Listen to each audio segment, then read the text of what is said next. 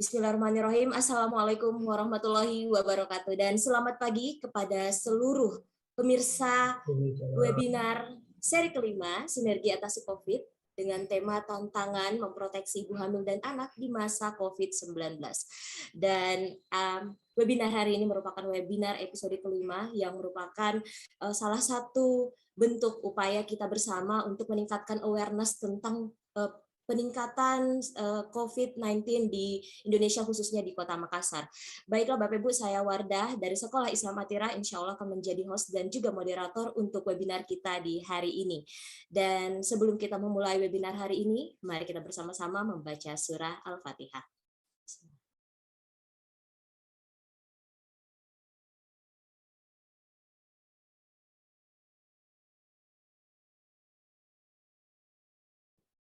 Amin amin ya rabbal alamin. Bapak Ibu yang saya hormati, data WHO mencatat bahwa per tanggal 6 Agustus 2021 setelah ada 200.840.180 kasus yang tercatat untuk COVID-19.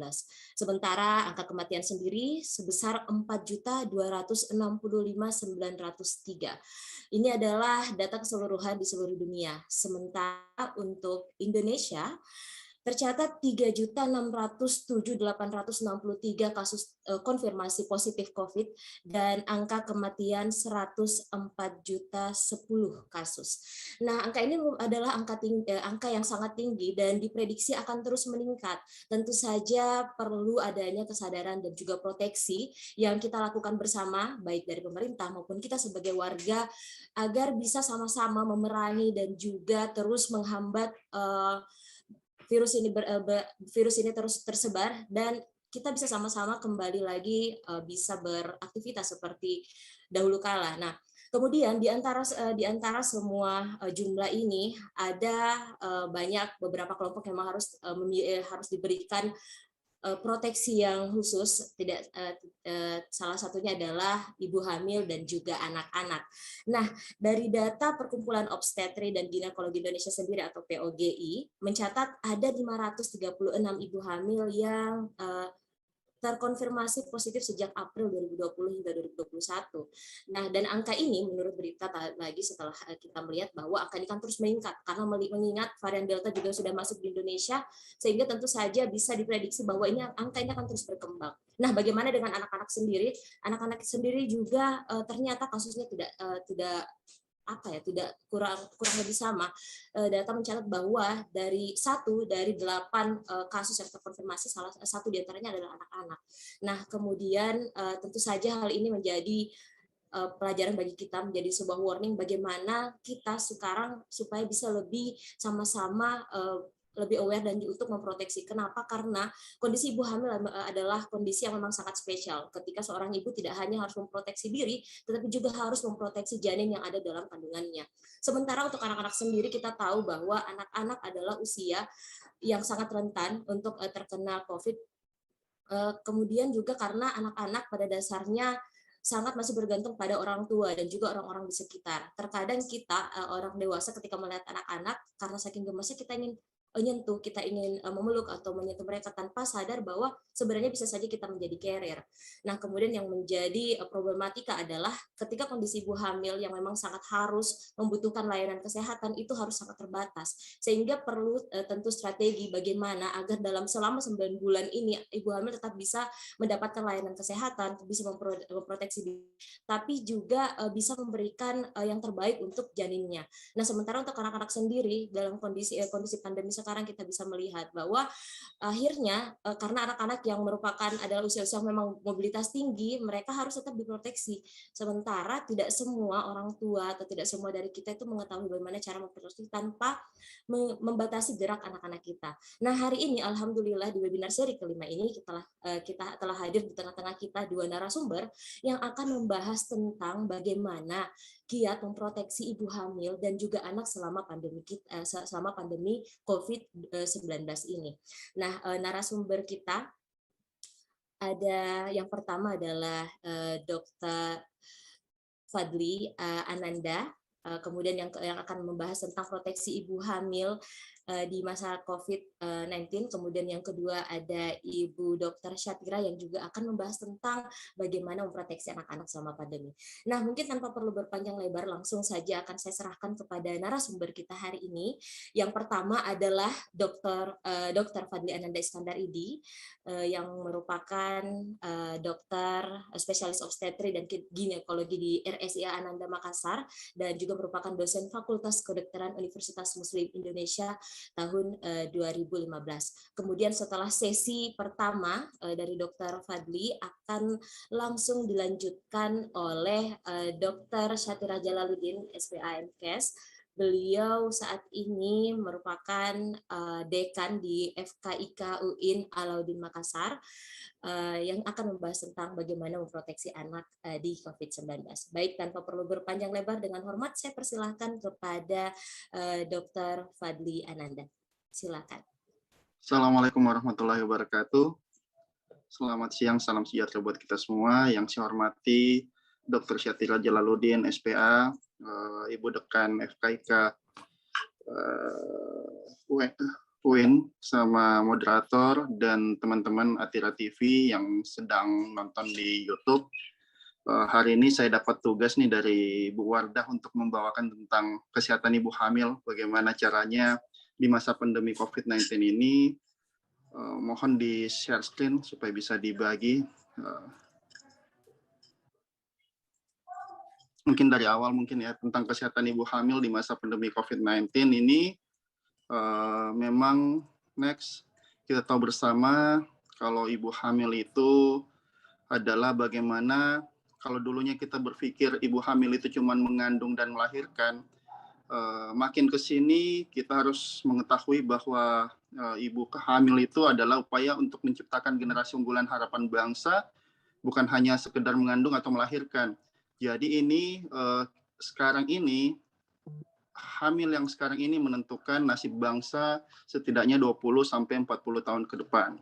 Makanya sekarang ada program pemerintah namanya 1000 hari pertama kehidupan.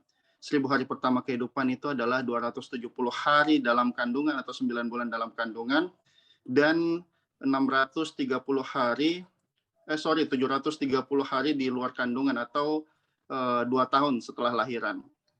Dari beberapa literatur dikatakan bahwa 1000 hari pertama kehidupan itu sangat menentukan IQ, menentukan kepintaran atau menentukan kecerdasan anak-anak yang bakalan hadir di 1000 hari pertama kehidupan itu. Makanya di 1000 hari pertama kehidupan itu kita seakan-akan menyiapkan wadah yang besar, nanti tinggal diisi. Walaupun isinya kurang, tapi wadahnya kita sudah siapkan yang besar. Makanya 1000 hari pertama kehidupan itu sangat penting dalam kehidupan kedepannya nanti, masyarakat kedepannya, dan menentukan sekali masa depan bangsa kita kedepannya. Seakan-akan kita siapkan wadah yang besar, nanti tinggal diisi nih. Isinya nanti mungkin dari SD Atira, SMP Atira, nanti yang isi seperti itu. Cuman yang penting kita siapkan wadahnya. Kalau wadahnya kecil atau 1000 hari pertama kehidupannya tidak optimal, itu wadahnya menjadi kecil. Walau terjadi nanti kalau umpama diisi, bisa jadi nanti malah meluber, tidak terpenuhi semua isinya, tidak bisa diterima semua isinya. Begitu kira-kira kalau pengandaiannya. Ya, masa depan bangsa adalah anak-anak kita yang ada dalam kandungan kita, kandungan ibu-ibu hamil yang ada saat ini. Next. Ya, apa yang perlu dalam pemeriksaan kehamilan? Yang perlu tetap melakukan ANC atau antenatal care atau pemeriksaan kehamilan minimal 4 kali selama ibu-ibu itu hamil. Yang pertama 1 kali di trimester pertama, 1 kali di trimester ketiga, 2 dan 2 kali di trimester ketiga. Kalau bisa itu tiap bulannya datang, cuman tetap dengan protokol kesehatan yang baik tentunya, dan pilih pusat kesehatan yang mementingkan protokol kesehatan, yang pegawai-pegawainya semua mementingkan protokol kesehatan. Itu sangat penting untuk ibu-ibu yang hamil, sehingga penularan COVID juga tidak mengenai ibu-ibu yang hamil. Yang kedua juga menjaga pola makan yang sehat dan bergizi sesuai kebutuhan ibu hamil. Di sini sangat diperlukan asam folat maupun kalsium untuk pertumbuhan otak dan tulang pada bayi serta ibunya sendiri.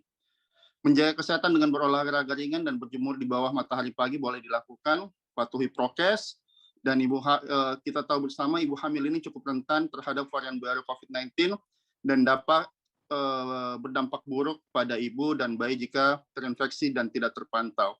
Beberapa kejadian di Makassar juga sudah ada beberapa ibu sudah yang terkena COVID ini mengalami kematian janin dalam rahim atau KJDR istilah kedokterannya. Jadi bahkan ada juga ibu dan bayinya meninggal. Ini sudah ada beberapa kasus di Kota Makassar dan sudah ada dilaporkan di seluruh Indonesia. Banyak terjadi, yang paling sering terjadi adalah kematian janin dalam rahim. Next slide-nya.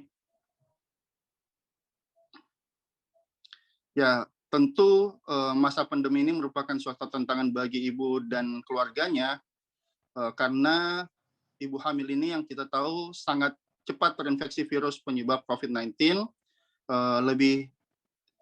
Varian Delta ini juga menyebabkan perburukan lebih cepat dan ibu hamil tidak dapat terapi untuk COVID-19 seperti terapi pada yang tidak hamil, mengingat keamanan pengobatan terutama untuk ibu dan janin, terutamanya untuk janin.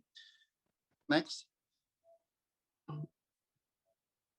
Ya, ini beberapa kasus di Indonesia yang tadi saya sebutkan, mengalami gejala yang cukup berat, demam, batuk. Kenapa sesaknya makin terjadi? Karena ini kalau sesak ibu hamil itu biasa terjadi karena penekanan diafragma. Di paru-paru itu ada bagian paling bawahnya ada diafragma situ, karena rahimnya makin membesar, dia menekan diafragma ke atas, makanya sesak. Tambah dengan COVID, ada kerusakan di paru-paru, itu makin membuat ibu makin sesak, sehingga saturasi menjadi turun, dan ketika saturasi atau oksigen menjadi turun, oksigenasi dari ibu ke bayi itu bisa menyebabkan asupan makanan ke bayi berkurang, sehingga menyebabkan kematian janin dalam rahim. Itulah makanya waspada sekali ibu-ibu yang hamil dengan penularan COVID itu sendiri. Yang paling sering terjadi, sumber penularan paling sering terjadi pada ibu-ibu itu, ibu-ibunya selalu di rumah, tapi kadang-kadang bapak-bapaknya yang kerja di luar yang membawa penyakit virus COVID kena ke ibunya. Nanti ibunya yang bergejala baru ketahuan ini keluarga, ini COVID-19. Jadi klaster keluarga memang paling sering membuat ibu hamil itu terkena COVID-19. Jadi diharapkan ibu-ibu yang hamil dengan sebelum bertemu keluarga, sebaiknya keluarga itu membersihkan diri dulu, setidaknya mandi dulu, cuci tangan dulu, baru bertemu dengan ibu hamil. Dan ibu hamil itu sendiri sebaiknya memang mengurangi aktivitas. Kalau bisa aktivitas di rumah aja, dan kalau bisa keluar-keluar kalau penting, hindari keluar ke pasar, hindari keluar ke keramaian, dan kalau bisa cuman ke rumah sakit untuk check up dan kembali ke rumah, dan ataupun kalau ada hal-hal yang penting sekali untuk dilakukan oleh ibu tersebut. Next. Ya, bagaimana cara persalinan aman di masa pandemi? Memilih fasilitas yang menerapkan protokol kesehatan dengan baik adalah hal yang paling penting untuk ibu-ibu. Jadi selama kontrol pun harus melihat kondisi fasilitas kesehatan tempat ibu kontrol. Pertama, apakah semua petugasnya menerapkan protokol kesehatan dengan baik?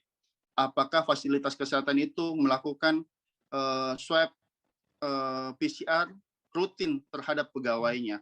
Dan apakah fasilitas kesehatan ini melakukan swab antigen minimal kepada pasien yang mau masuk ke rumah sakit? Kenapa hal ini harus dilakukan? Supaya tidak ada transmisi di rumah sakit yang tertular. Ceritanya jangan sampai ada ibu yang sehat masuk ibu yang tidak, tidak ada swab ini, ada ibu yang sehat masuk ibu karena tidak di swab, tidak di screening, masuk ibu yang sakit, dia menularkan kepada ibu-ibu maupun tenaga kesehatan yang berada di fasilitas kesehatan yang ada di situ. Jadi pentingnya screening dari fasilitas kesehatan itu tentang bagaimana protokol kesehatan pegawainya, bagaimana mereka men-screening pegawainya, dan bagaimana men-screening ibu-ibu yang hamil, sehingga ibu-ibu tidak tertular dari ibu yang sakit, ibu yang sehat tidak tertular dari ibu yang sakit. Next. Ya, apa yang perlu kita lakukan? Banyak yang bertanya bagaimana vaksin dok terhadap ibu hamil. Saat ini penelitian terbaru, dulu awalnya memang vaksin tidak dibolehkan oleh ibu hamil. Cuman dengan penelitian terbaru ternyata sudah bisa dilakukan di usia 12 minggu, di atas 12 minggu sampai dengan 32 minggu. Di atas 32 minggu disarankan untuk ditunda untuk dilakukan pemberian vaksin. Vaksin-vaksin apa aja yang bisa diberikan? Ya, semuanya yang tersedia di Indonesia bisa diberikan. Pfizer boleh diberikan, Moderna boleh diberikan, AstraZeneca boleh diberikan, dan yang paling aman sebenarnya adalah Sinovac boleh diberikan kepada ibu hamil. Dan pemberian sebaiknya dilakukan di bawah pengawasan dokter obgyn. Maksudnya di sini setelah vaksin, 1 minggu setelah vaksin sebaiknya melakukan kontrol rutin kepada dokter kandungan supaya kita melihat kondisi janinnya bagaimana nih, apakah ada pengaruh vaksin tersebut terhadap janinnya. Cuman dari beberapa penelitian mengatakan tidak ada masalah setelah pemberian vaksin. Terus apa-apa saja yang tidak bisa diberikan vaksin? Pasien-pasien dengan tanda-tanda preeklamsia atau tensinya di atas 140 per 80 per 90 itu kita tidak sarankan untuk memberikan vaksin ataupun ditunda pemberian vaksinnya. Kalau ada penyakit-penyakit autoimun seperti lupus itu bisa diberikan apabila kondisinya terkontrol dan tidak ada komplikasi. Dan jantung, pasien dengan jantung, diabetes, hepar, ginjal kronik, HIV, kita bisa memberikan juga vaksin jika kondisi terkontrol dan tidak ada komplikasi akut. Dan jangan lupa ibu-ibu, yang tadi saya bilang 1000 hari pertama kehidupan awal anak-anak kita ini adalah menentukan bagaimana mereka ke depannya. Makanya asupan gizi ke mereka selama dalam kandungan dan 2 tahun setelah lahiran itu sangat penting. Jangan sampai karena COVID-19 ini kita takut untuk periksa ke dokter ataupun kita takut untuk memberikan asupan yang bagus kepada anak, itu malah beresiko terhadap perkembangan anak nanti ke depannya. Jadi selama kita bisa memilih tempat persalinan dan tempat kesehatan yang aman buat ibu dan anak, itu sebenarnya tidak masalah untuk melakukan kontrol. Dan pasti di tiap-tiap rumah sakit juga membatasi pergerakan ataupun orang-orang yang berada di ruangan kontrol ataupun ruangan poliklinik ataupun ruangan pemeriksaan pada ibu-ibu hamil yang bakalan memeriksa kesehatannya. Next, itu aja mungkin dari saya. Mungkin kita lanjut di sesi tanya jawabnya. Terima kasih banyak buat kesempatan yang diberikan kepada saya.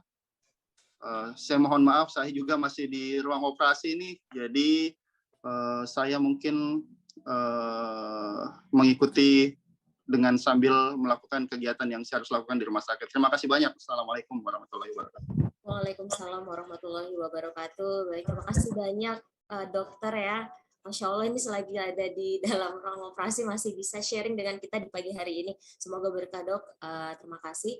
Baik Bapak Ibu, kembali saya menyampaikan bahwa webinar kita hari ini dapat disaksikan di 5 channel, yakni di channel YouTube Kala Group, kemudian di channel YouTube Atira TV, boleh juga dilihat di YouTube Satgas Covid Unhas, ada di UNFA, Tribun Timur, dan juga Selobas TV. Kemudian sekiranya Bapak Ibu ingin bertanya, boleh langsung silahkan diketik di kolom komentar di YouTube, kemudian nanti teman-teman panitia akan men-screenshot lalu mengirimkan kepada moderator untuk dibacakan kepada pemateri kita hari ini, seperti itu. Baik, lanjut kita serahkan untuk webinar sesi kedua. Langsung saja saya serahkan kepada Dr. Syatirah yang akan membahas tentang proteksi anak di masa COVID-19. Dengan hormat saya persilakan. Terima kasih Dinda Wardah. Ya. Bismillahirrahmanirrahim. Assalamualaikum warahmatullahi wabarakatuh. Alhamdulillahirabbil alamin. Assalatu ala asyrafil anbiya'i wal mursalin sayyidina Muhammad wa ala alihi wa sahbihi ajmain, amma ba'd. Alhamdulillah di hari Sabtu ini walaupun dalam kondisi online kita masih ketemu di kegiatan kayaknya webinar series dari Kala Group, sinergi atas COVID-19, tantangan kesehatan ibu hamil dan anak di masa pandemi. COVID-19. Sebelumnya saya ucapkan terima kasih kepada Kala Group dan juga Ikatan Dokter Indonesia yang telah cabang Sulawesi Selatan yang telah memberikan amanah ini untuk saya. Saya juga ucapkan terima kasih kepada Dr. Fadli Ananda sudah menjadi partner saya hari ini. Terima kasih Dok, luar biasa masih operasi dan memberikan sharingnya, dan juga kepada seluruh pihak yang memungkinkan acara ini terselenggara. Terima kasih. Mungkin saya akan langsung saja izin share screen. Mohon maaf, apakah sudah kelihatan anunya? Sudah Dok, kelihatan Dok. Baik, jadi hari ini saya diberikan tugas untuk membahas tentang kiat melindungi kesehatan anak di masa pandemi COVID-19. Jadi sebelumnya saya ingin mengatakan bahwa pandemi ini mengubah segalanya. Mungkin di awal tahun 2019 kita tidak pernah kepikiran bahwa suatu hari nanti kita akan melakukan kegiatan-kegiatan meeting, kegiatan pembelajaran, kegiatan seperti ini itu lewat online. Memang sudah berkembang platform online-nya, tetapi pemanfaatannya sendiri itu masih sangat jarang kita lakukan. Kita lebih terbiasa dengan pembahasan secara offline, ya, pertemuan yang seperti itu, kumpul-kumpul, dan itu sepertinya menjadi ajang silaturahmi juga bagi kita sebenarnya. Nah, setelah pandemi datang semuanya berubah. Nah, dan ini juga termasuk pola asuh pada anak. Nah, dan ini awalnya dari orang tua. Kondisi orang tua itu tentunya akan berpengaruh kepada anak, dan tentunya hal ini akan memberikan pengaruh kepada pola asuh dan juga bagaimana kondisi mental, kondisi materi dan orang tua akan sangat berpengaruh kepada anak. Padahal kita punya tanggung jawab bahwa kita ingin menghasilkan anak dengan tumbuh kembang yang optimal. Jadi untuk pertama kita harus tahu dulu tumbuh kembang optimal itu anak itu butuh apa saja.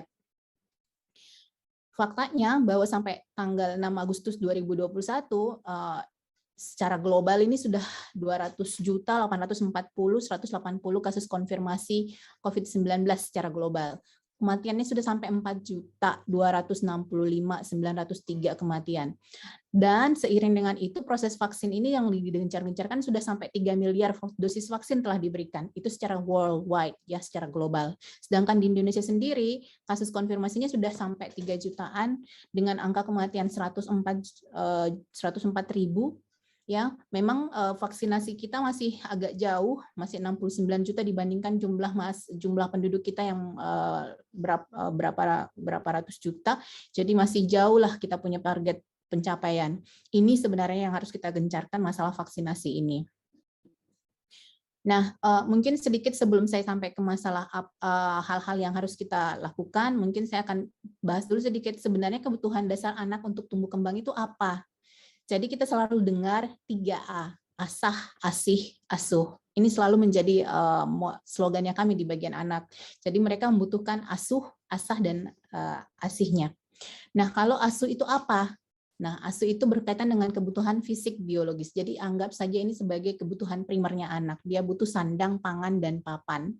Dia butuh makanan, nutrisi, ya. Kemudian dia butuh imunisasi, dia butuh kebersihan lingkungannya, dia butuh pakaian yang layak, dia butuh tempat tinggal yang layak. Kemudian untuk menjaga kesehatannya dia butuh pelayanan kesehatan, pemeriksaan kesehatan yang memadai. Dia juga perlu pengobatan kalau dia sakit, dia butuh berolahraga, beraktivitas, dan bermain. Ini bedanya dengan orang tua nih, dia butuh bermain dan istirahat yang cukup. Kalau kebutuhan fisik biologis anak atau asuhnya ini nggak terpenuhi, tentunya pasti akan berdampak ke tumbuh kembang anak. Jadi dia bisa mengalami malnutrisi, dia bisa mengalami gagal tumbuh. Masalah Indonesia itu sebelum pandemi saja, Indonesia itu sudah banyak masalah sebenarnya. Ada stunting, ada malnutrisi. Kemudian datang pandemi, ini malah makin memperparah kondisi kesehatan di Indonesia. Jadi ini kita harus kerja sama. Jadi bukan hanya dibebankan kepada satu profesi atau orang kesehatan saja, semua butuh bantuan semua. Karena ini masalah yang tidak bisa dipecahkan hanya oleh satu profesi, tetapi semua.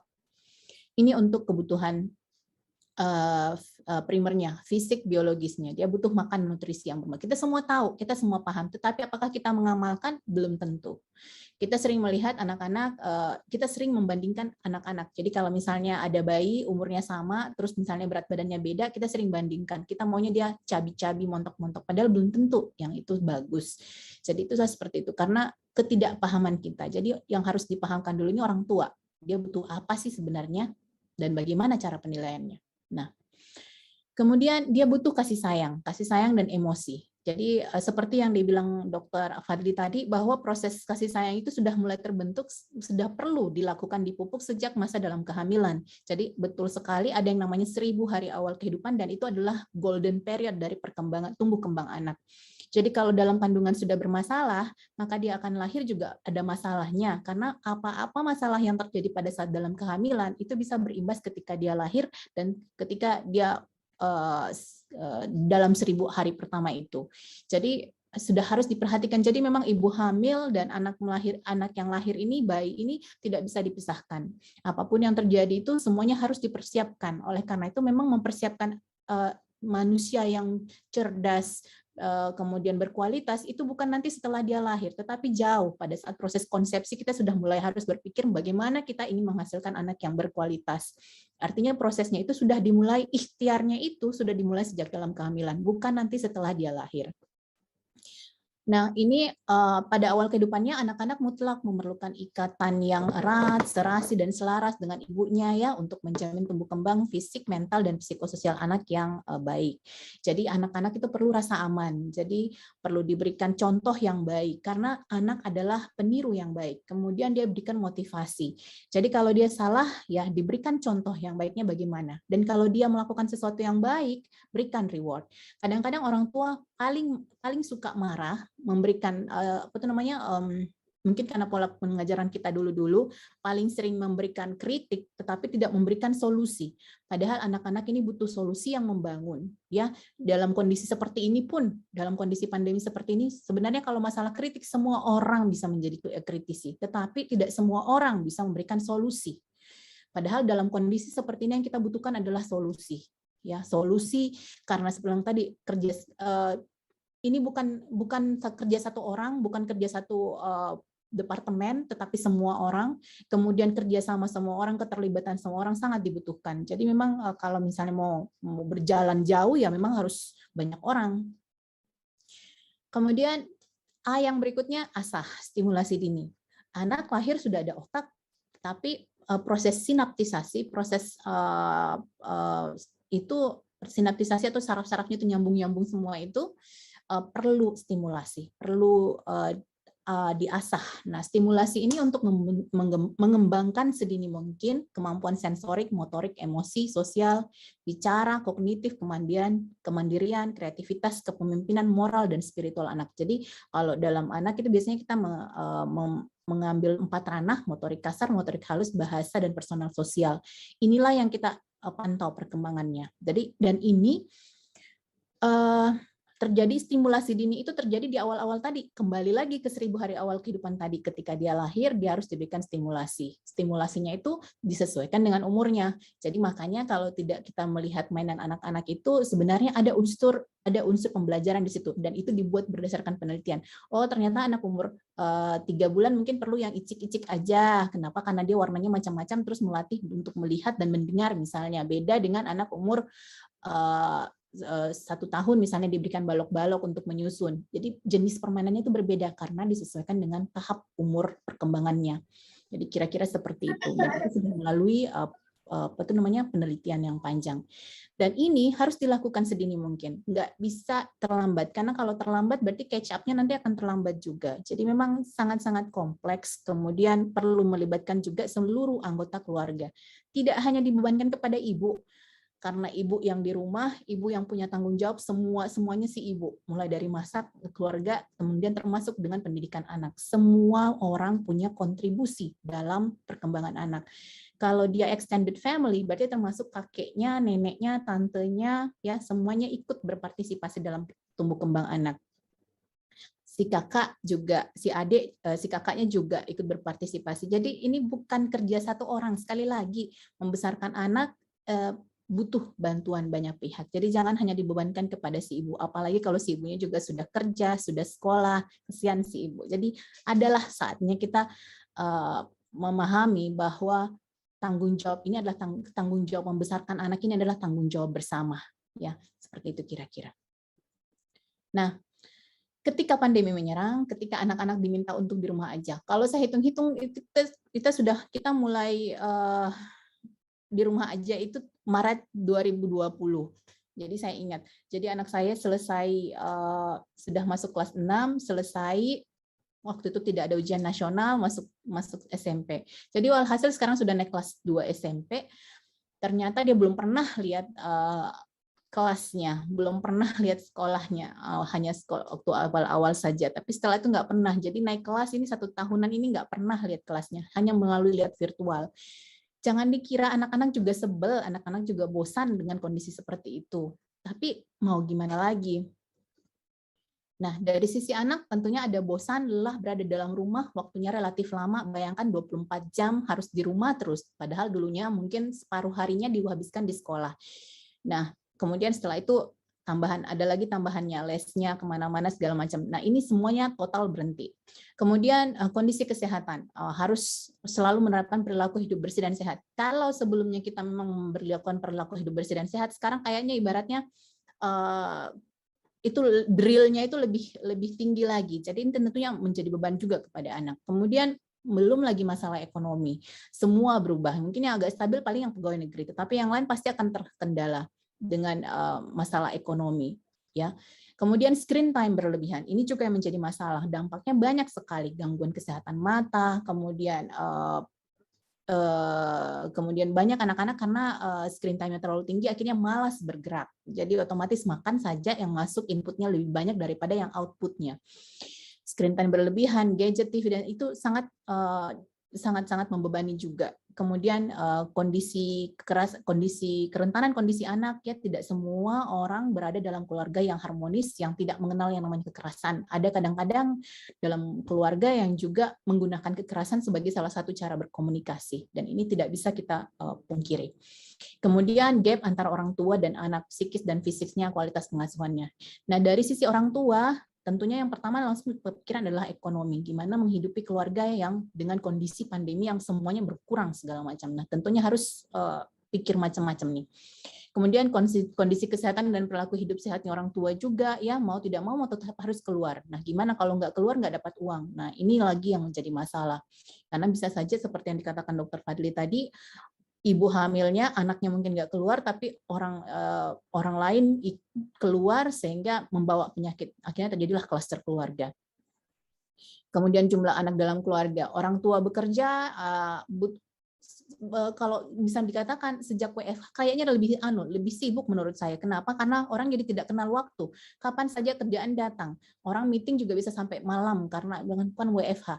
Jadi sepertinya kita punya ritme kehidupan juga agak berubah gara-gara WFH ini. Tetapi ya itulah tadi, manusia itu adalah makhluk yang sangat adaptif. Jadi memang luar biasa kemampuan adaptasi manusia itu.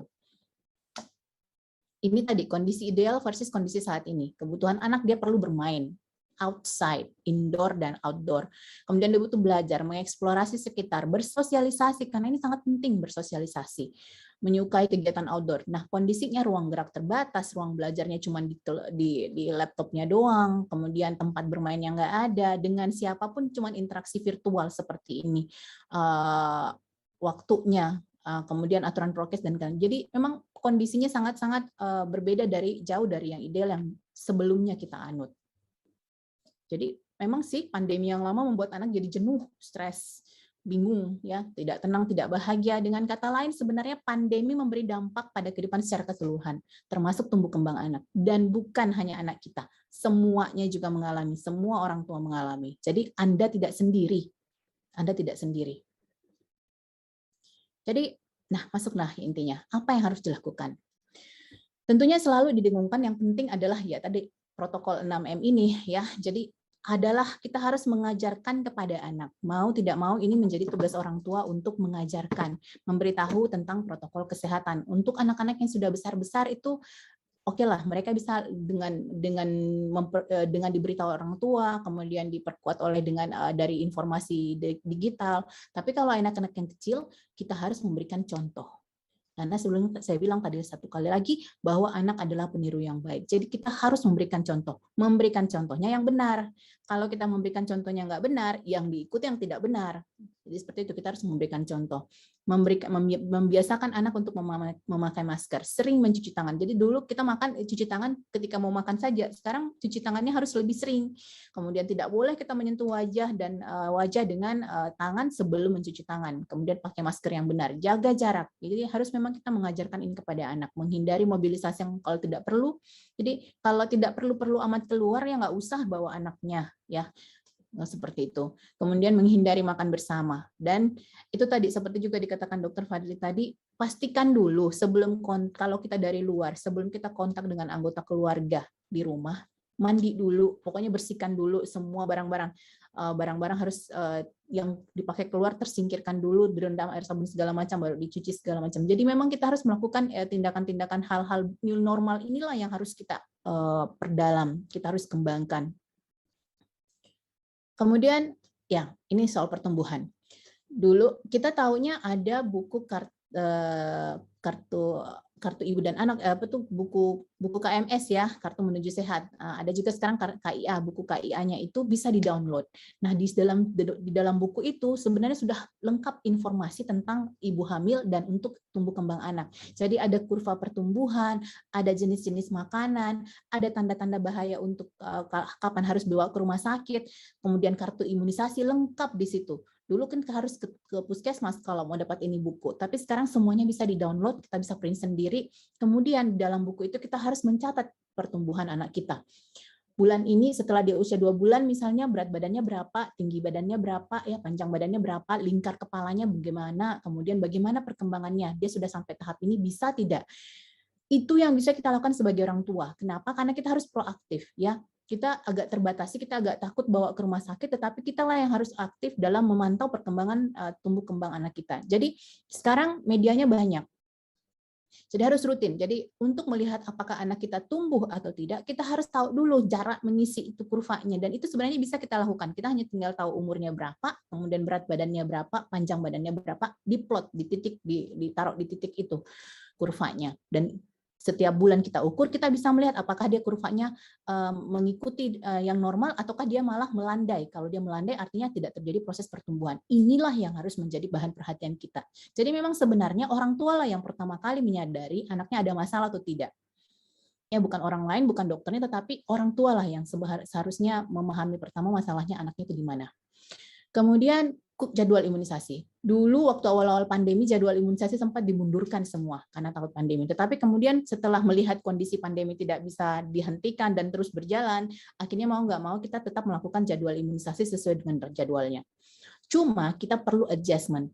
Banyak sekarang sudah rumah sakit yang memberlakukan daftar online. Ya, ini salah satu layanan yang sudah banyak dilakukan oleh rumah sakit. Jadi orang sudah bisa tahu kira-kira jam berapa datangnya. Mungkin sebelum naik ke tempat pemeriksaan untuk tinggal dulu lah di kendaraan. Nanti kalau deket-deket jadwal, deket-deket giliran baru naik. Jadi hal-hal seperti ini sudah banyak sekali memudahkan kita para orang tua untuk mendapatkan pelayanan kesehatan. Jadi pilihlah juga rumah sakit yang memberikan pelayanan seperti itu. Karena ini sangat-sangat membantu dan sangat-sangat inovatif dalam membantu kita memperoleh pelayanan kesehatan yang lebih baik. Kemudian aplikasi Halodoc, apa segala macam, semua sudah platform-platform itu memberikan kita kesempatan untuk mencari tahu tentang masalah kesehatan dengan lebih baik. Kenapa? Selama ini kita sering dapat orang tua bisa akses ke Google misalnya, semua kalau sakit ini apa obatnya. Tetapi kita tidak bisa menganggap bahwa anak itu sebagai misalnya dia panas, oh ya kasih saja Sanmol, paracetamol maksud saya, kasih saja paracetamol. Tidak bisa seperti itu. Kenapa? Karena panas itu misalnya hanya merupakan suatu gejala. Ada hal yang menyebabkan dia demam dan ini yang harus dicari tahu. Nah, kita kalau dengan seperti cara ini kita hanya melihat anak itu secara terkotak-kotak, padahal anak ini adalah suatu yang komprehensif. Jadi, seperti itu. Jadi memang sangat penting untuk kita berkonsultasi dengan memang yang kompeten untuk itu. Kemudian sangatlah selektif dan penuh pertimbangan ketika membawa anak. Jadi banyak yang sering saya lihat bawa anaknya keluar, tetapi orang tua pakai masker, anaknya dibiarkan pakai tidak pakai masker. Memangnya anaknya ini kebal terhadap COVID apa? Ya, alasannya anaknya malas pakai itu. Itulah tadi perlunya kita memberikan contoh yang baik. Kita selalu memberikan, karena mendidik itu memang bukan 1 kali 2 kali, berkali-kali diajarkan baru bisa masuk. Berkali-kali pun tidak langsung bagus. Jadi makanya memang tidak bisa hanya 1 kali 2 kali kita memberikan contoh kepada anak, tapi berkali-kali, repetition itu yang harus kita lakukan. Dan sabar, harus sabar, karena kalau kadang berkali-kali kita jadi tidak sabar.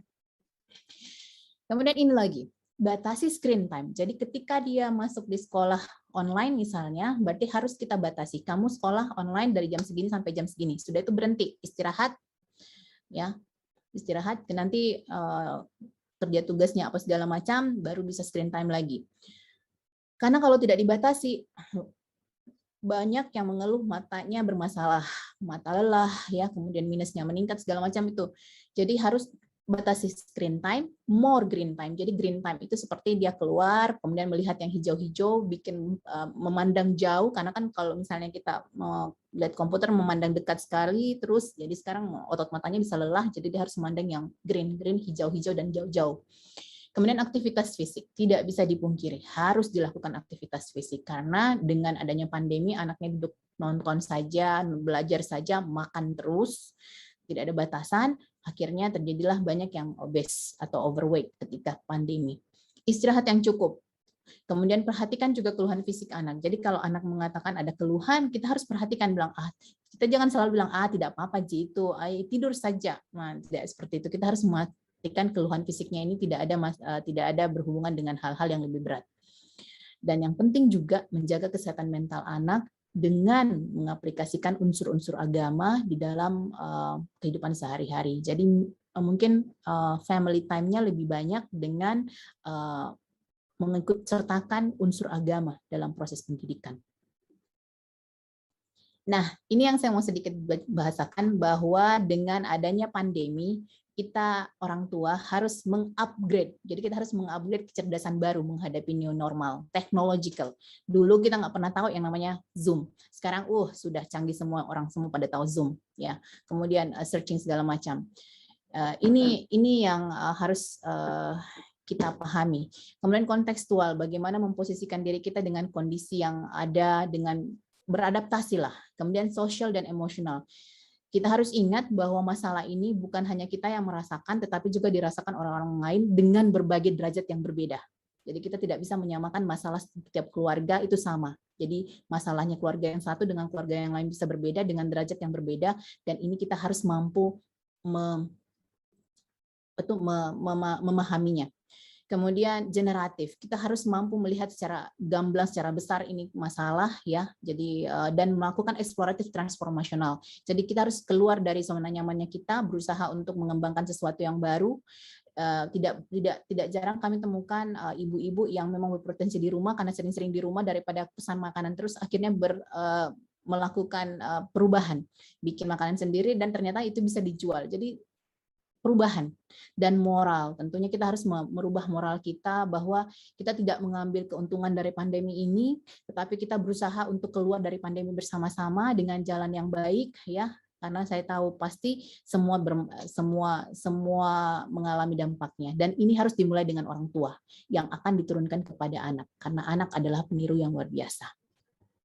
Jadi lakukanlah ADLH. Amati, dengarkan, lakukan, hubungkan. Amati perubahan perilaku anak, dengarkan keluhan mereka, lakukanlah aktivitas yang menyenangkan bersama, dan hubungkanlah dengan yang expertnya. Jadi tahu kapan kita memerlukan bantuan, kapan kita memerlukan pertolongan, itu juga merupakan suatu skill, suatu keterampilan, bahwa saya sudah tidak sanggup lagi menjalani sendiri, saya harus mencari bantuan. Nah, ini ketika mencari bantuan inilah kita harus tahu mencari bantuan kemana, yang kompeten. Ini mungkin tidak banyak, ya. Manajemen stres di masa pandemi orang tua dan anak. Bikin kesepakatan, sesuaikan gaya belajarnya, berikan variasi, berikan apresiasi dan komunikasi. Maksudnya kesepakatan itu apa? Yang tadi kita bikin jadwal yang bisa disepakati bersama. Jadi kita bikin perjanjian dengan anak. Kamu bisa begini-begini. Ini untuk anak yang sudah bisa diajak kerjasama nih. Bikin kesepakatan, ada aturan dan konsekuensinya. Kalau kamu melanggar, berarti screen time-nya dikurangin misalnya, atau nggak dapat begini. Itu harus kita bikin perjanjian dulu. Ya, seperti perjanjian kerja antara majikan dan bawahan, ya ini seperti antara orang tua dan anak, kita bikin kesepakatan. Dan ada reward and punishment. Gaya belajar, ada anak yang senang belajar dengan melihat saja, ada yang senang mendengar, ada yang dengan melakukan. Nah, kita harus tahu gaya belajarnya seperti apa supaya kita bisa mencari jalan terbaik supaya mereka belajar. Bosan pasti ada, ya. Tapi itulah tadi kita menyesuaikan dengan gaya belajarnya. Variasi, jadi jangan gadget melulu. Lakukanlah aktivitas fisik yang bisa merangsang mereka untuk belajar lebih baik. Dan berikan apresiasi. Ini saya bilang tadi, orang tua kita kadang-kadang kikir dalam memberikan pujian. Ya, padahal sebenarnya anak ini butuh pujian karena dengan adanya memberikan pujian, memberikan motivasi, semangat belajar, mereka jadi percaya diri. Hal-hal kecil tidak perlu selalu materi yang diberikan. Misalnya kita menempelkan hasil gambar anak di kulkas, misalnya itu merupakan sudah suatu bentuk apresiasi kepada mereka. Semua orang lihat, oh ya ini gambar anak saya, seperti itu. Kita pasang di background Zoom-nya kita, oh ini gambar anak saya. Itu membuktikan bahwa kita bangga dengan kita punya anak. Dan komunikasi. Jadi jangan berpikir bahwa komunikasi itu hanya bicara saja. Mereka dengan merengek, menangis itu merupakan suatu bentuk komunikasi. Mereka tantrum juga merupakan bentuk komunikasi anak kepada orang tua. Memahami bagaimana bentuk komunikasi ini dan mencari jalan solusinya itu yang utama. Take home message-nya, pandemi mengubah berbagai aspek kehidupan termasuk pola asuh anak dan kondisi orang tua akan sangat berpengaruh kepada anak. Jadi kita perlu melakukan upgrade kecerdasan baru dan menurunkannya kepada anak, dan menerapkan ADLH dalam menjaga kesehatan mental anak, karena mental ini juga harus dijaga, jangan sampai dia breakdown.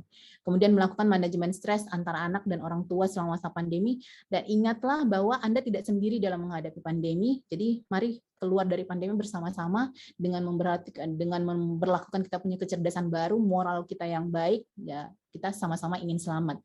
Disyukuri semua yang ada.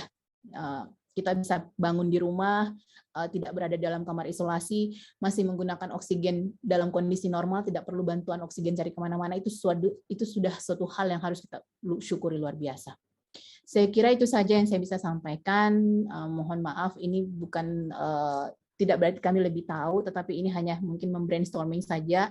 Mudah-mudahan bermanfaat. Wabillahi taufiq wal hidayah. Wassalamualaikum warahmatullahi wabarakatuh. Waalaikumsalam warahmatullahi wabarakatuh. Baik, terima kasih banyak Dr. Syakira untuk sharingnya mengenai proteksi anak di masa pandemi. Jadi seperti tadi sudah disampaikan ya, bahwa memang pada akhirnya kesehatan kita saat ini itu bukan hanya untuk diri kita sendiri, tapi juga untuk orang-orang yang berada di sekitar kita, untuk orang-orang yang kita sayangi. Nah, baik Dr. Ananda, Dr. Fadli, dan juga Dr. Syakira, alhamdulillah sudah ada beberapa pertanyaan yang masuk baik melalui chat box di Zoom dan juga chat box yang ada di YouTube. Dan mungkin kita langsung saja ya tanya jawab. Karena sudah ada beberapa pertanyaan. Mungkin akan saya mulai dulu dari pertanyaan Bapak Ajat nih dari Zoom ya. Ini ingin bertanya kepada Dr. Fadli dulu. Dr. Fadli, maaf. Apa betul sekiranya Bumil atau Buswi melakukan vaksinasi COVID, janin atau anaknya juga akan terbentuk imun terhadap COVID? Dr. Fadli. Ini untuk pertanyaan pertama. Mungkin bisa langsung kita bahas dulu bersama-sama ya. Silakan Dr. Fadli. Ya, terima kasih pertanyaannya dari Bapak siapa tadi namanya? Dari Ajat. Ajat. Ya, dalam penelitian yang terjadi baru-baru ini belum ada penelitian terbaru yang mengatakan bahwa imun ataupun vaksin yang diberikan kepada ibu itu otomatis meningkatkan imunnya juga ataupun kekebalan terhadap bayi yang dikandungnya. Cuman sampai sekarang penelitiannya baru sampai bahwa tahap pemberian vaksinasi yang tadi kita sebutkan, Sinovac, Moderna, Pfizer, maupun AstraZeneca itu masih bisa diberikan kepada ibu hamil. Tentang dia bisa berdampak ke bayinya itu belum ada penelitian lebih lanjut, cuman kita belum tahu bahwa apakah vaksin itu bisa menembus sawar uteroplasenter, yang itu yang belum ada penelitian sampai saat ini, dan belum ada pernyataan dari WHO bahwa ibu yang divaksin berdampak kepada bayinya juga, berdampak kekebalan terhadap bayinya. Itu aja mungkin jawaban dari saya. Terima kasih. Oh, baik, sama-sama. Mungkin ini saya juga ini tiba-tiba tadi kepikiran nih. Kalau ini tadi kalau Pak Ajat sih nanyain tentang bagaimana pengaruh vaksin pada tubuh ibu kepada anaknya ya.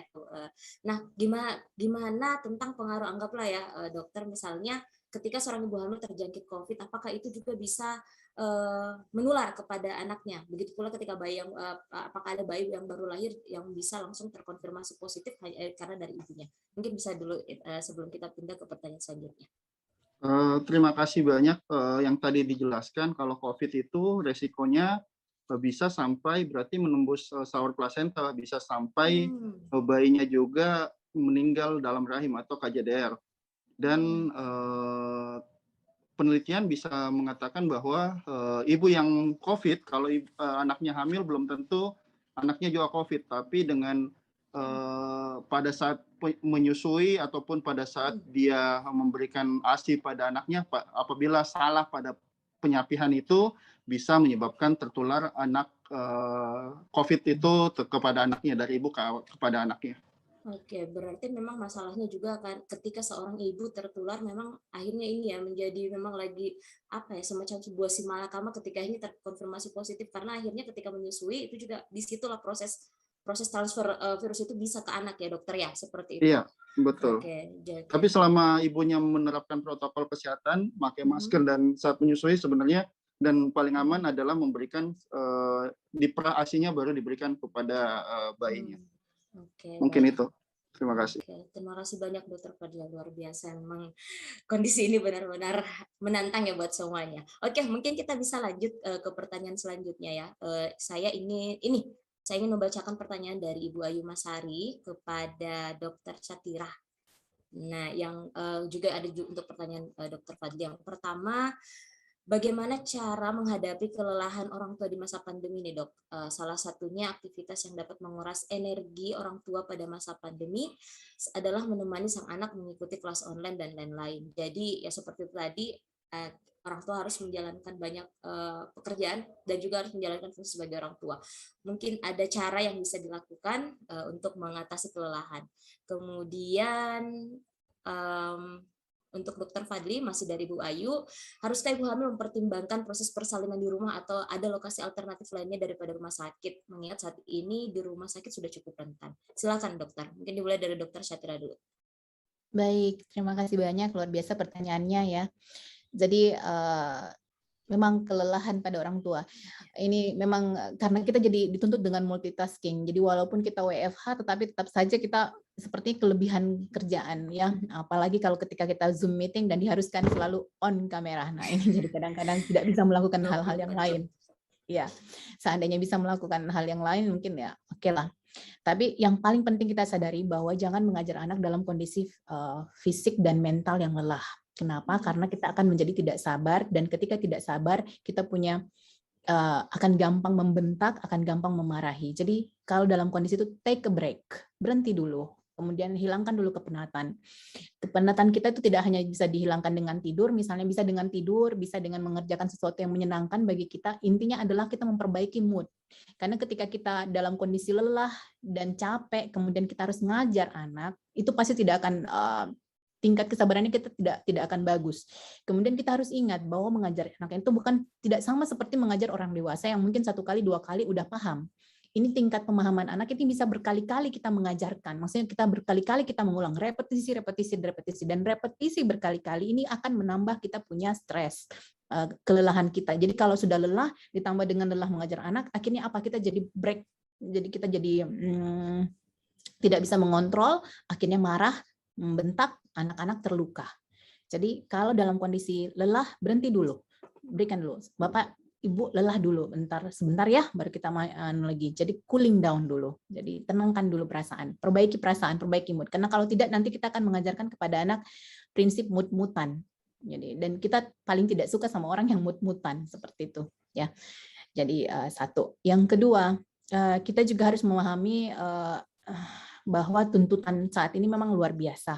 Jadi kadang-kadang karena kerja dari rumah, kita jadi tidak ada waktu lagi tidak ada lagi waktu, semua kayaknya hampir sepanjang waktu itu kita bisa disibukkan dengan pekerjaan kantor misalnya, karena kan WFH. Jadi ya, tapi bukan berarti WFH berarti kita semua 24 jam kita on terus, kita on screen terus, nggak bisa seperti itu. Jadi memang harus bagaimana menyeimbangkan kita punya kesehatan mental dengan tuntutan kerja ini yang harus menjadi juga proses adaptasi kita, dan semua orang belajar. Pandemi ini adalah hal baru bagi kita, jadi sama-sama kita belajar semua. Kemudian masalah kesehatan juga, ini ilmunya berkembang terus. Kenapa? Karena kasusnya berjalan terus, penelitian-penelitian berjalan terus. Jadi selalu ada hal-hal baru. Dulu-dulu mungkin pakai obat ini, sekarang pakai Reguna ini, berubah lagi, berubah-berubah terus. Kenapa? Karena memang ini hal yang baru. Jadi memang kita tidak bisa mengatakan. Jadi dulu mungkin kita kan belum bisa lewat sawat plasental segala macam. Tapi kemudian seiring dengan perkembangan, seiring dengan mutasinya ini virus, seiring dengan makin banyaknya kasus yang terjadi, berubah lagi semua protokol apa segala macam. Jadi memang ilmu ini berkembang terus. Kemudian proses perkembangan ilmu dalam pandemi ini sangat pesat. Jadi memang kita harus selalu up to date dengan informasi terbaru. Tetapi yang saya ingin harapkan, teman-teman sekalian berpikir positif. Karena pikiran jelek itu saja sudah menjadi satu penyakit. Pikiran jelek itu saja sudah satu penyakit. Jadi jangan berpikir yang baik, tetap melakukan prevensi, promotif prevention, dan protokol kesehatan kita jalankan dengan sebaik-baiknya. Kalau kita sudah ikhtiar, kemudian kena juga, yaitu qadarullah. Maksudnya takdir nih. Tapi yang jelas kita sudah ikhtiar sih, kira-kira kayak begitu. Kayak seperti itu mungkin jawaban dari saya. Terima kasih. Baik, terima kasih banyak Dr. Syafira untuk jawabannya. Jadi memang ini ibaratnya juga kondisi seperti ini adalah bahwa seperti ketika ada turbulensi di pesawat, sebelum kita save anaknya kita save diri dulu ya dengan memasang salang oksigen itu. Oke, baik, terima kasih banyak. Jadi Dr. Syafira, mungkin pertanyaan selanjutnya langsung ke Dr. Fadli ya.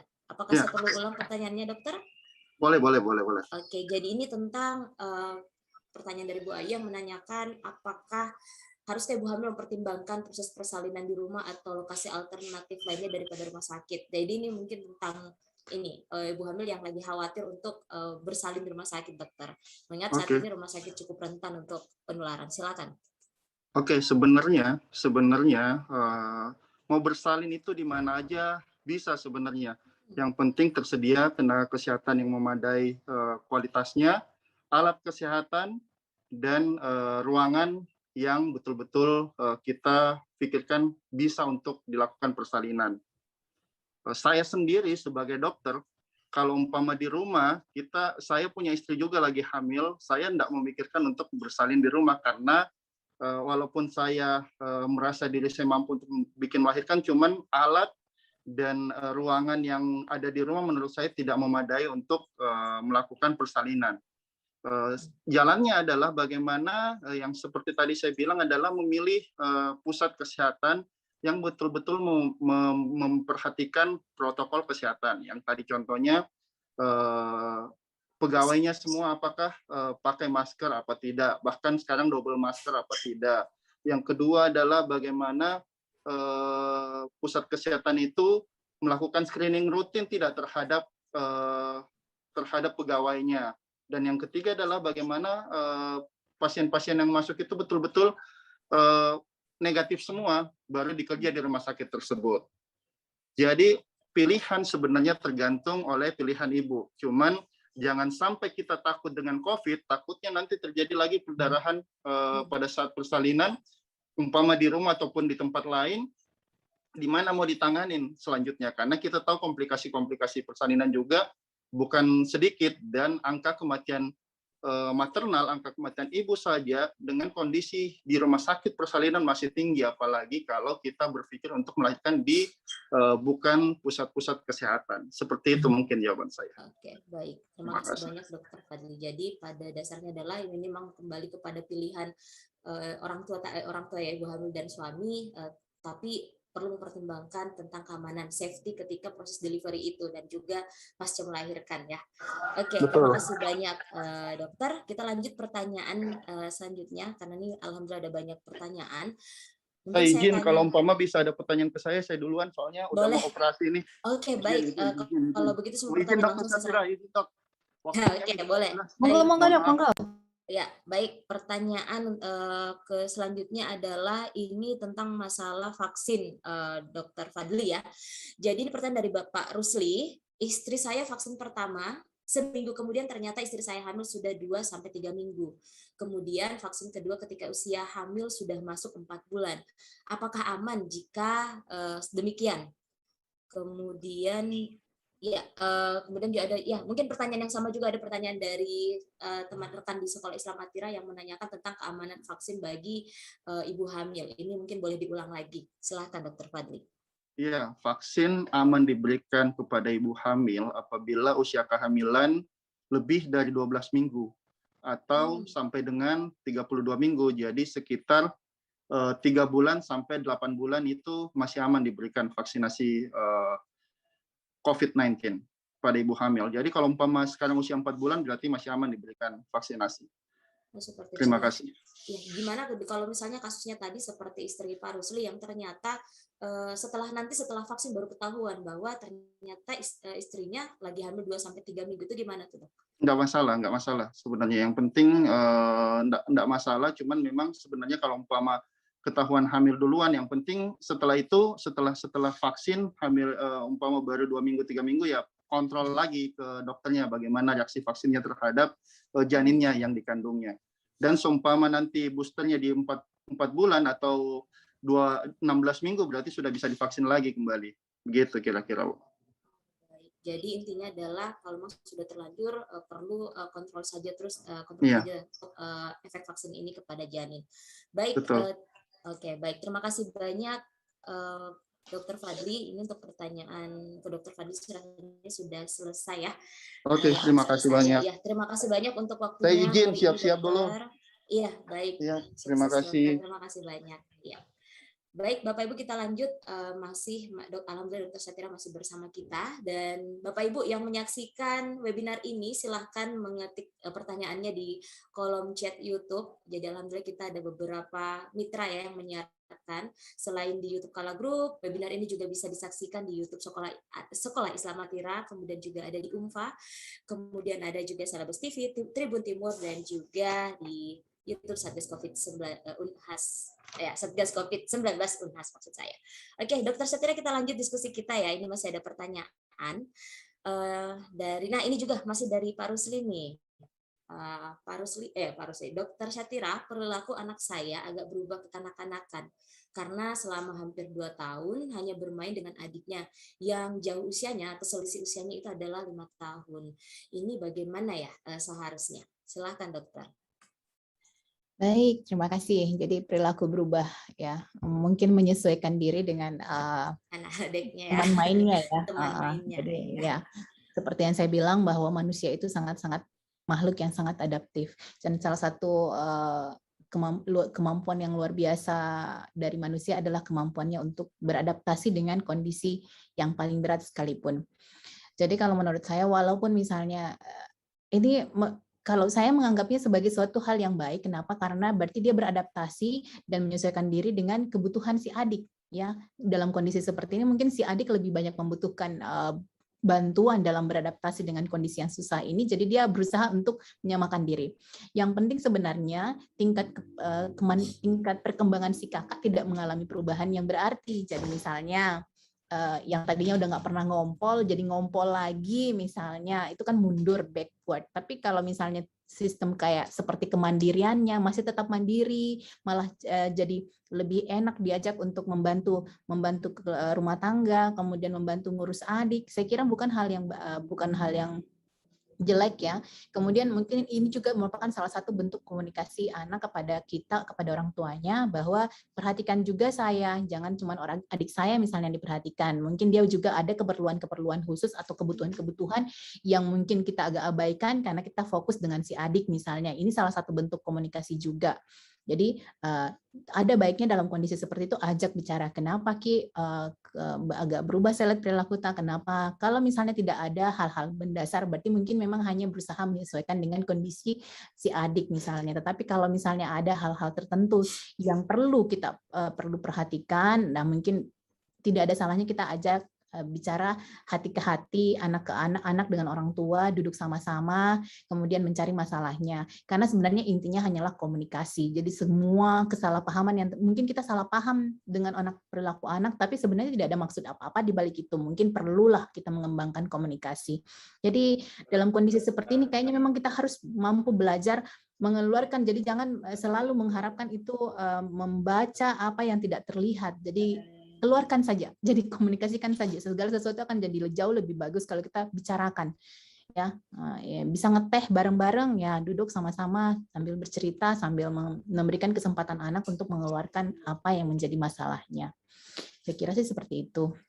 Dan juga selama dia tidak ada masalah dengan di sekolahnya, ya tentunya ini juga penting ketika anak sekolah online, komunikasi antara orang tua dengan guru juga perlu, karena awal-awal pandemi itu mungkin karena kita masih proses perubahan, guru juga agak pusing dengan kondisi pembelajaran yang seperti yang tiba-tiba berubah, jadi ngasih tugas yang banyak. Nah kadang-kadang juga ini memberikan masalah pada anak. Tetapi kayaknya seiring dengan berjalannya waktu, kita sudah mulai beradaptasi dengan kehidupan online seperti ini. Kita juga sementara select pembelajaran, kadang-kadang juga ada dilakukan ice breaking untuk mencegah agar anak itu tidak terlalu bosan dengan proses pembelajarannya. Jadi sekali lagi komunikasi juga dengan dengan gurunya supaya kita ada bisa tahu apa sih masalahnya. Mungkin ada masalah yang lain yang mungkin bukan di anaknya tapi di gurunya, atau bagaimana yang anak-anak kadang susah untuk menyampaikan. Saya kira itu. Oke, baik. Terima kasih banyak, Dr. Syatira. Jadi ini sekali lagi bahwa perlu ada komunikasi yang baik antara orang tua dan anak mengenai selama pandemi ini ya. Jadi untuk Pak Rusli mungkin nanti boleh komunikasi dengan Ananda untuk tahu sebenarnya ada apa seperti itu. Mungkin lebih sering ngeteh bareng nih Pak Rusli daripada rapat mungkin kali ya. Oke, bercanda. Baik, kita lanjut. Masih ada pertanyaan nih, Dokter. Dari Pak Ajat. Di kolom Zoom ada apa yang bisa dilakukan atau disiapkan orang tua terhadap anaknya di saat pandemi ini. Mengingat ternyata masa pandemi ini juga meningkatkan munculnya KDRT terhadap anak. Silakan. Ya, baik, makasih. Jadi sekali lagi saya ingin menegaskan bahwa dalam menghadapi pandemi memang kita harus sabar ya, dan kita harus ingat bahwa ini masalah bukan hanya menimpa kita, tetapi menimpa semua orang, menimpa semua keluarga. Kita juga tidak bisa menganggap bahwa masalah keluarga kita jauh lebih berat daripada masalah keluarga yang lain, belum tentu juga seperti itu. Jadi masing-masing keluarga punya masalahnya, kemudian beratnya mungkin bervariasi, tetapi kita tidak bisa menyepelekan masalah keluarga lain kalau dibandingkan dengan keluarga kita, bilang kita yang paling jelek ini nasibnya atau segala macam, tidak bisa seperti itu. Nah, yang penting sebenarnya kita kembangkan adalah kecerdasan dalam mengatasi masalah dan bersabar serta mencari solusi. Ini yang selalu saya bilang tadi. Kita semua orang pintar jadi kritikus, tetapi tidak semuanya mampu memberikan solusi. Nah, sebagai orang tua, pandemi ini mengajarkan kita untuk itu tadi, mengembangkan kecerdasan kita tadi, menangkap peluang, kemudian menggunakan peluang itu dengan sebaik-baiknya. Kemudian ketika kita bisa menggunakan peluang tersebut, kita lakukan yang terbaik, terus kita ikhtiar, seselebihnya silahkan, biarlah Allah yang mengurus. Yang kedua, kita manusia, kita harus menyadari kita punya limit, batasan kita. Kalau kita sudah lelah, berhenti, take a break, istirahat. Jangan dilanjutkan lagi. Karena kalau misalnya kita dalam kondisi lelah, kemudian kita tetap melanjutkan kegiatan-kegiatan yang maka tidak optimal hasilnya. Nah, ini yang saya selalu sampaikan, jangan mengajarkan anak dalam kondisi kelelahan, karena sangat-sangat tingkat kesabaran kita pasti akan lagi rendah-rendahnya, dan ketika tingkat kesabaran kita rendah, sedikit pemicu saja bisa menyebabkan kita meledak, dan ini yang bisa mencetuskan kekerasan dalam rumah tangga, kekerasan pada anak, dan memang ternyata terjadi itu tadi, banyak masalah, banyak KDRT, banyak masalah seperti itu. Nah, dan ini akan berdampak kepada anak. Kenapa? Karena dia akan meniru kita. Oh, ternyata orang tua saya mengatasi masalah seperti ini dengan cara ini. Itu akan melahirkan bibit-bibit kekerasan yang baru. Jadi kita tidak mengajarkan anak, malah kita mengajarkan hal yang jelek sebenarnya kepada anak. Jadi memang seperti itu. Jadi kalau memang lelah, capek, berhenti saja dulu, buatkan waktu, sisihkan waktu. Jadi ketika misalnya waktu kita bikin kesepakatan dengan anak, ini adalah waktu kita orang tua membimbing misalnya. Jadi kita juga konsisten, kita juga harus mengajar, salah satu cara kita mengajar anak dengan konsisten. Misalnya jadi kalau sudah tentukan, misalnya kita tidak akan menyalakan HP pada jam 18 sampai jam 20 misalnya, itu adalah time untuk family. Jadi kita matikan semua supaya kita tidak terganggu. Jadi mungkin ada baiknya ketika kita sebagai orang pekerja misalnya kita bikinlah sedikit profile picture, maksudnya tidak buka WA jam 19 sampai jam 20, keluarga time gitu loh. Jadi orang bisa paham, oh kenapa dia tidak bisa terhubungi, karena dia ada memang dia memperuntukkan waktu untuk keluarganya. Disitulah kita ajak anak di situ misalnya. Tidak perlu lama tapi berkualitas ya. Nah, selebihnya kita hanya memberikan contoh, kemudian nanti setelah itu anak-anak yang akan berkreasi. Karena jangan salah, anak-anak itu berkreasinya luar biasa ya. Mereka punya daya imajinasi. Itu kalau kita tidak berikan kesempatan berkembang, kasihan. Jadi biarkanlah. Dan ketika kita melakukan itu, saya kira semua orang juga pasti punya orang yang berpikir pasti kan juga memberikan, oh iya wajar dong kita tidak mengganggu mereka pada saat itu. Memang waktu keluarga dan juga memang waktu yang tidak baik untuk kita bertamu, untuk apa segala macam. Jadi memang kita saling memahami lah. Disinilah peranan kita sebagai orang tua dan sebagai masyarakat dalam kehidupan sosial, kita harus saling memahami. Ya, kalau bukan kita yang saling memahami, maka buntut-buntutnya kita akan stres sendiri. Ya, jadi seperti saya bilang tadi, mari kita saling kasih lebih, ya saling memahami. Saya kira itu. Baik, terima kasih banyak dokter. Jadi tadi memang lagi-lagi sangat penting ya ketika memang kita sudah merasa bahwa tekanan udah sangat sampai di limit nih, take a break, ambil jeda dulu supaya bisa lebih clear. Kemudian baru kita kembali ke anak-anak. Kemudian memang sangat penting untuk bikin boundaries waktu nih, screen time, kapan kita boleh megang handphone, kapan koordinasi, kapan juga kita bisa punya waktu dengan keluarga. Nice tips nih buat semuanya ya. Jadi memang karena sejak WFH rasanya waktu kerja jadi bias, bahkan sudah di tempat tidur kadang kita masih WA-WA-an dengan rekan kantor. Jadi memang perlu buat kita lagi-lagi untuk bisa mengatur, memanage time. Masih dokter, kita masih banyak ya, masih alhamdulillah masih ada terus pertanyaan ini. Saya mungkin langsung kembali lagi dari pertanyaan yang dicatat oleh pemirsa kita dari Ibu Nana Jamil. Bapak Ibu dokter, apa betul bahwa imun anak usia balita lebih kuat terhadap virus COVID? Mengingat fakta bahwa cukup jarang anak balita yang kena COVID. Nah, ini gimana dokter? Silakan. Baik, terima kasih. Jadi justru bayi yang baru lahir imunitasnya itu belum sempurna. Jadi makanya proses proteksi pada anak itu juga luar biasa. Nah, jadi masa critical period anak itu malah terjadi dalam 24 jam pertama setelah dia lahir, kemudian 7 hari pertama setelah dia lahir ya. Kalau dia bisa lewat itu alhamdulillah, kemudian masuk 1 bulan pertama itu adalah masa-masa kritis pertumbuh kembang anak ya, sampai 2 tahun pertama kehidupan itu adalah masa kritis pertumbuhan, golden periodnya. Jadi kalau ada masalah pada saat itu bisa dampaknya permanen ya. Misalnya dia kejang lama, pada waktu dia sebelum usia 6 bulan misalnya dia kejang lama, akhirnya banyak sel-sel otak yang mati, akhirnya dia bisa berkembang menjadi misalnya cerebral palsy misalnya, itu masalahnya permanen. Nah, jadi kalau ada masalah di 2 tahun pertama itulah masa kritis perkembangan tumbuh kembang anak. Nah, bukan berarti bahwa memang jumlah yang terpapar itu tidak banyak. Kenapa? Karena memang sebagai orang tua kita secara naluriah lebih banyak melindungi anak di bawah 2 tahun itu. Maksudnya kita punya proteksi yang berlebihan dan memang lebih gimana ya, tidak terlalu banyak hal-hal yang menyebabkan anak-anak harus keluar lah begitu, maksudnya di usia di bawah 6 bulan ya. Tidak ada kan yang bawa bayinya keluar kemana-mana. Kemudian makanannya juga bayi pasti kan tidak macam-macam, ASI saja, kita usahakan optimalkan ASI. Proses penyiapannya juga betul-betul kita hati-hati, kenapa kita tidak mau sampai dia diare atau apa segala macam.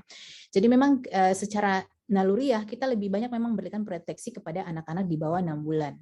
Ya, jadi memang itu akhirnya memang tingkat jumlah yang sakit tidak terlalu banyak.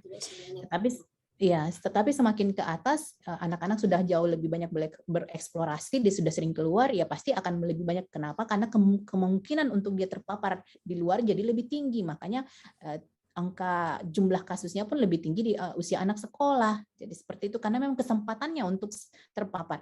Kalau misalnya normalnya kan kalau misalnya ada tamu, anak-anak kita yang udah besar-besar kita ajak tuh keluar ketemu tamunya, misalnya perkenalkan ini omongin segala macam. Tapi kalau anak bayi enggak kan, tetap disimpan di kamar kan. Jadi kesempatannya untuk terpapar dengan kuman juga lebih kecil. Tetapi tidak berarti daya tahan tubuhnya jauh lebih bagus, tidak. Justru dia punya imunitas itu belum terlalu berkembang baik pada saat usia bayi-bayi. Makanya dosis obatnya juga diatur sedemikian rupa. Kenapa? Fungsi ginjalnya belum bagus, kemudian pernafasannya, jantungnya, semuanya itu masih betul-betul masih proses adaptasi dari kehidupan intrauterin, dari dalam kandungan ke kehidupan di luar kandungan. Ini perlu proses adaptasi. Nggak cuman kayak nggak seperti anak kuda yang lahir langsung berlari, tidak. Anak manusia lebih kompleks. Jadi karena itu proses perlindungannya pun kita jadi lebih hati-hati seperti itu. Jadi memang angka kejadiannya memang lebih kurang, sehingga dibilang lebih kuat, enggak seperti itu. Mereka punya daya tahan tubuh malah lebih rendah seperti itu. Oke. Baik, terima kasih banyak. Jadi ini bukan masalah daya tahan tubuh yang lebih tinggi, tapi memang karena proteksi maksimal yang diberikan kepada anak-anak di usia balita tadi ya, Bu Dok ya, seperti itu.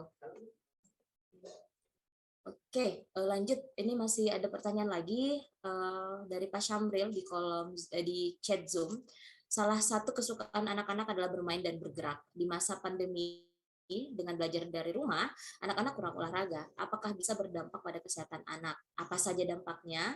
Kemudian bagaimana mengatasinya? Silakan. Jadi selama pandemi ini kita harus menghadapi banyak masalah kesehatan. Jadi bukan hanya masalah infeksi paru-paru karena COVID-19 misalnya, tapi juga masalah nutrisi metabolik. Jadi anak-anak kita karena lebih banyak screen time-nya, lebih banyak aktivitas pasifnya, duduk di depan layar laptop ataupun tabletnya, sehingga tidak terlalu banyak aktivitas fisik yang terjadi. Kemudian dengan dalih anak masih dalam masa pertumbuhan, kadang-kadang kita meloloskan pemberian makanannya tidak terkontrol. Jadi mungkin sementara online ini makan terus, ngemil terus. Nah, cemilannya mungkin belum tentu semuanya sehat ya. Jarang-jarang kita dapat cemilannya itu adalah kayak buah, sayur ya enggak, jarang-jarang. Yang ada pasti gorengan atau apa seperti itu. Nah, ini kalau input yang masuk tuh lebih banyak dibandingkan yang keluar, maksudnya energi yang masuk lebih banyak daripada energi keluar, maka dia akan tersimpan dalam bentuk lemak seperti itu dan akan menyebabkan anak overweight. Kalau sudah overweight dibiarkan akan menjadi obes. Nah, ini yang masalah karena dampaknya kita sudah tahu bahwa obesitas itu menyebabkan berbagai masalah metabolik di kemudian hari. Nah, kalau dia tidak banyak bergerak fisik, ini yang masalah. Tapi sekarang kan saya lihat juga pendidikan online anak-anak tidak satu hari full. Mereka hanya terbatas pada beberapa waktu tertentu, kemudian ada jedanya dan juga tidak lama. Jadi di antara jeda itu harus kita ingatkan anak-anak untuk melakukan peregangan, melakukan aktivitas fisik. Ya jalan di tempat, lari-lari di tempat, ataupun pergi berjemur, jam-jam 10 keluar berjemur sebentar, itu kan merupakan salah satu cara kita untuk membiasakan anak beraktivitas. Nah, di luar dari masa online sekolahnya, itulah kita harus membatasi yang namanya screen time. Kita membatasi lamanya dia harus bertetapan screen time-nya. Jadi kita harus bikin kesepakatan dengan anak. Jadi itu tadi yang bagaimana manajemen stresnya, salah satu manajemen stresnya itu adalah bikin kesepakatan dengan anak, batasi waktu screen-nya, di luar screen itu kita pastikan anak untuk melakukan aktivitas fisik. Aktivitas fisiknya tidak harus di luar rumah, bisa juga di dalam rumah dengan melakukan olahraga ringan. Sekarang banyak sekali channel-channel di YouTube atau di video-video tutorial bagaimana cara melakukan aktivitas senam di dalam rumah, dan ini sangat-sangat bisa kita aplikasikan. Ada yang pakai alat, ada yang tidak pakai alat pun banyak sekali. Jadi tergantung dari kita, dari anaknya, kesukaan anaknya. Jadi dengan aktivitas fisik ini pun anak bisa melakukan kegiatan yang bermanfaat untuk dia dan berolahraga ringan. Nah, ini akan juga menjauhkan COVID, karena kan salah satu cara untuk mencegah COVID juga itu harus beraktivitas berolahraga minimal 30 menit sehari ya. Nah, yang kedua tentunya pemberian makanan. Tentunya kita harus memilih makanan yang bergizi, yang seimbang untuk anak ya. Cemilan-cemilannya mungkin kita batasi, kurang-kurangi yang terlalu karbohidratnya tinggi ataupun yang gulanya tinggi ya. Kemudian kita ingatkan juga anak-anak untuk senantiasa mengkonsumsi air putih yang cukup ya, supaya tidak dehidrasi, karena kalau kadang-kadang juga anak-anak kalau sudah mengerjakan sesuatu jadi lupa minum. Nah, ini juga yang penting. Jadi harus memang disiapkan selalu air minumnya. Kemudian kesehatan yang lainnya juga ya tentunya termasuk jangan menahan kencing, segala macam, seperti hal-hal sepele sebenarnya, tetapi kalau misalnya dibiarkan berdampak lama, maksudnya besar dampaknya, jadi karena tahan kencing, akhirnya lama-lama jadi gampang terjadi infeksi saluran kemih. Nah, yang ini hal-hal yang seperti ini yang kadang-kadang kita luput sebagai orang tua, dan kadang-kadang kita menganggap karena anaknya sudah besar jadi sudah bisa mengawasi diri sendiri, tetapi kan itu tadi anak-anak kadang-kadang perlu diingatkan. Sama seperti kita orang dewasa, kadang-kadang kita perlu brainstorming, refreshing dengan kita punya pengetahuan supaya oh iya seperti itu lagi. Jadi ada lagi update baru, upgrading baru. Jadi memang terus terang pandemi ini luar biasa efeknya. Betul-betul hal baru dan ilmu itu berkembang terus cepat sekali. Kemudian apa yang benar kemarin belum tentu benar besok. Jadi apa yang kita pakai kemarin belum tentu dipakai lagi besok. Jadi betul-betul ini sangat-sangat luar biasa kecepatan perkembangan tentang COVID dan sebagainya macam. Tetapi selalu saya ingatkan bahwa yang paling utama adalah promosi preventif, pencegahan. Karena jauh lebih baik kita mencegah daripada kita mengobati. Jadi kalau bisa kita melakukan ikhtiar, melakukan semua yang sifatnya pencegahan, insya Allah tidak ada orang yang menyesal untuk melakukan pencegahan, betul-betul berusaha untuk melakukan pencegahan. Makan yang sehat, melakukan protokol kesehatan, kemudian melakukan vaksinasi. Tidak ada yang menyesal untuk itu, tapi kalau misalnya pun kita sudah berikhtiar terus kita kena, ya itu tadi takdir Allah. Tetapi yang jelas kita sudah usaha maksimal untuk memproteksi diri dan keluarga kita. Mungkin itu aja sih. Dan dampaknya memang ke depannya akan banyak generasi agak gemuk ke depan, tetapi ya haruslah kita usahakan supaya jangan sampai menjadi jelek kesehatannya. Ya, baik, betul. Jadi memang ya tadi memang di awalnya kita sudah sempat ngobrol bahwa memang akhirnya bukan hanya infeksi saluran pernapasan ini yang akan menjadi fokus kita selama pandemi, karena akhirnya ada banyak masalah-masalah kesehatan lainnya yang muncul. Tadi sudah ada kita sebut ya dokter ya, mulai dari masalah kesehatan mental, termasuk tadi masalah metabolisme. Karenanya selama di depan layar kurang gerak, akhirnya obes misalnya kan, karena juga cemilannya yang masuk luar biasa ya, semacam gorengan, karbo dan gula banyak. Jadi itu lagi penting untuk menjaga nutrisi dan juga memperhatikan aktivitas fisik seperti itu. Kita masih lanjut ya dokter ya. Nah ini tadi kita mau ngobrol tentang masalah proteksi nih dokter. Nah jadi memang selama WFH ini akhirnya terkadang kita ini nggak karena kita bisa WFH kita hanya kerja dari mana-mana nih. Misalnya mungkin ada yang kerja di Makassar tapi tinggal di luar tapi selama WFH milih untuk tinggal di Makassar, dan akhirnya ketika harus kembali ke Makassar nih, ini juga akan menjawab, mungkin bisa dibantu jawab juga nih ada pertanyaan dari salah satu peserta webinar kita yang menanyakan bahwa saat ini saat ini anak istrinya sedang lagi tidak ada di Makassar nih dok. Kemudian sang istri sedang hamil 30 minggu dan belum vaksin. Kemudian lagi kepikiran nih, apakah aman untuk memboyong anak dan istri balik ke Makassar nih dengan kondisi sekarang. Ini masalah tentang proteksi nih. Ini kalau saran dokter gimana? Betul sekali. Sekarang dilema juga. Kemudian yang juga menjadi masalah adalah bukan masalah sih sebenarnya. Justru sebenarnya kita harus mendukung sebenarnya program pemerintah, karena kalau saya melihat sampai dari awal pandemi sampai sekarang kayaknya memang tidak ada jalan lain.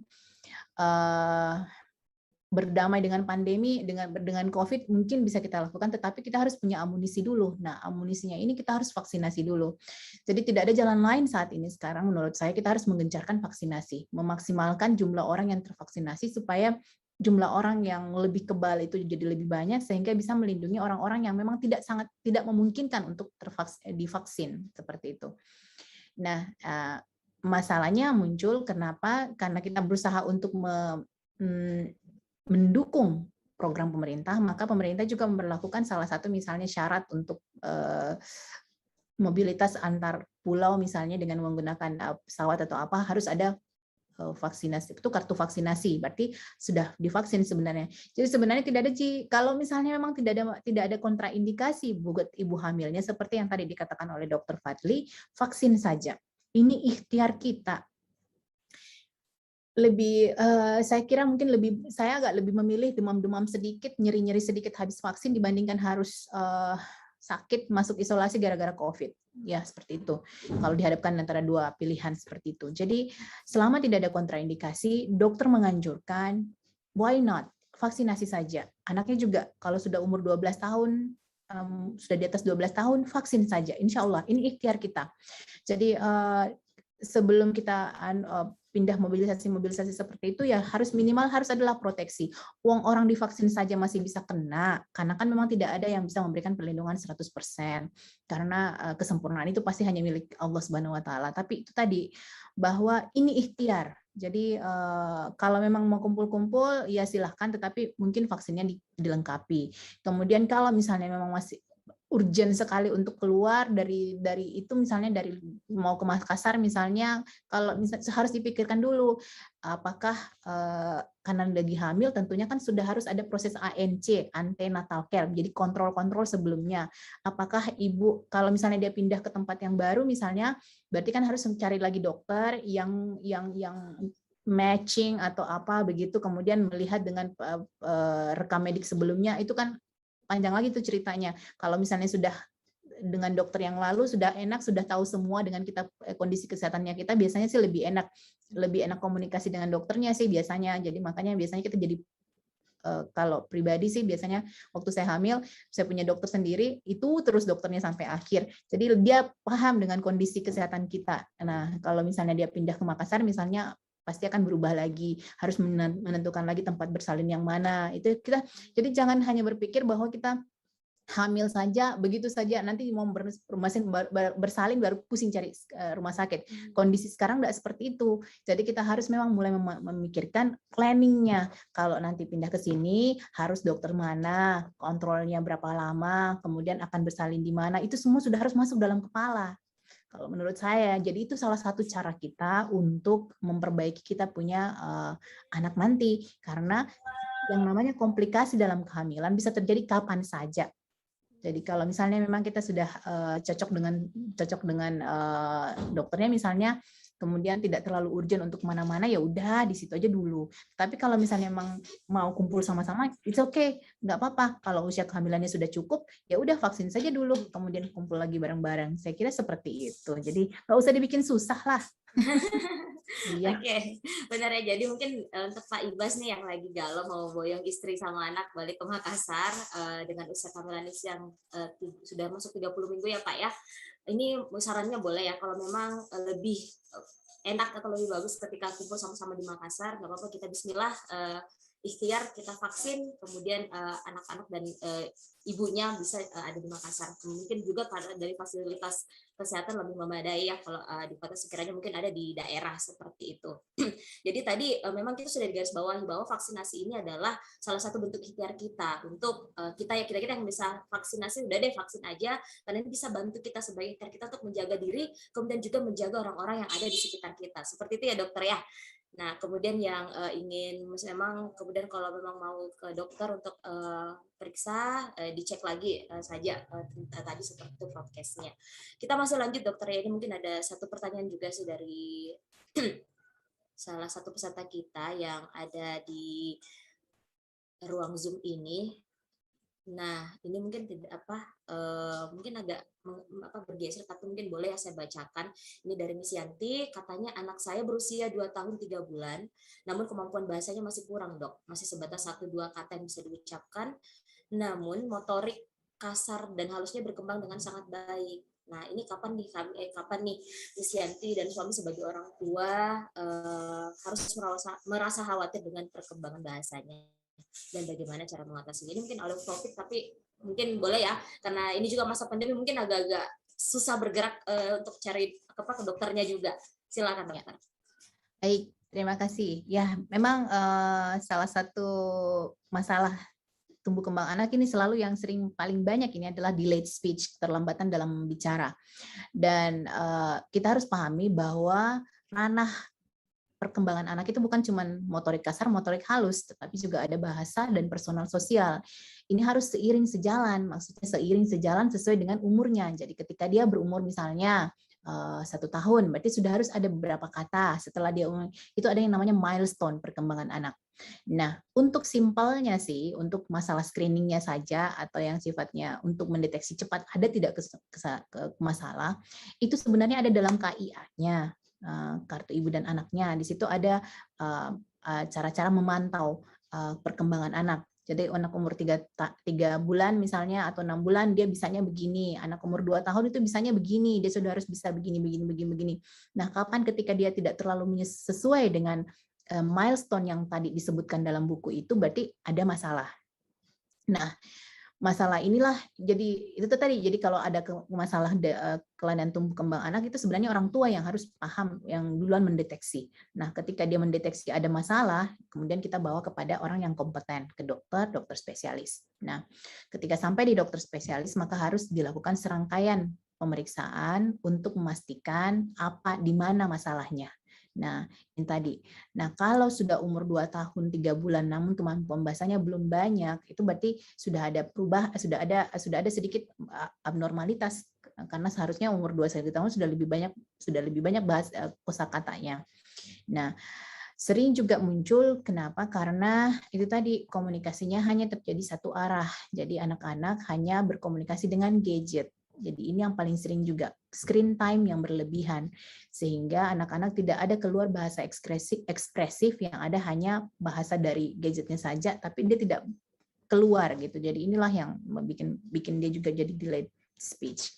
Jadi kalau dalam kondisi seperti ini, kalau saya sarankan, kalau memang dari hasil screeningnya Bapak Ibu dengan melihat buku KIA ternyata memang ada keterlambatan, sebaiknya kita konsultasi dengan dokter dulu. Dan kita mencari, saat ini kan masa telemedicine, telehealth, kita bisa melakukan kita bisa cari aplikasi dulu, tanya-tanya kira-kira konsultasinya ke arah mana, supaya kita bisa tahu dengan jelas konsultasi kemana. Karena kadang-kadang orang tua, misalnya anaknya sering sakit kepala misalnya, ternyata oh iya ini harus ke saraf ini, kita jadi menentukan sendiri oh ini harus ke sini, padahal belum tentu, mungkin saja dia sering sakit kepala karena masalahnya misalnya mata minusnya sudah mulai naik, jadi akhirnya sering sakit kepala.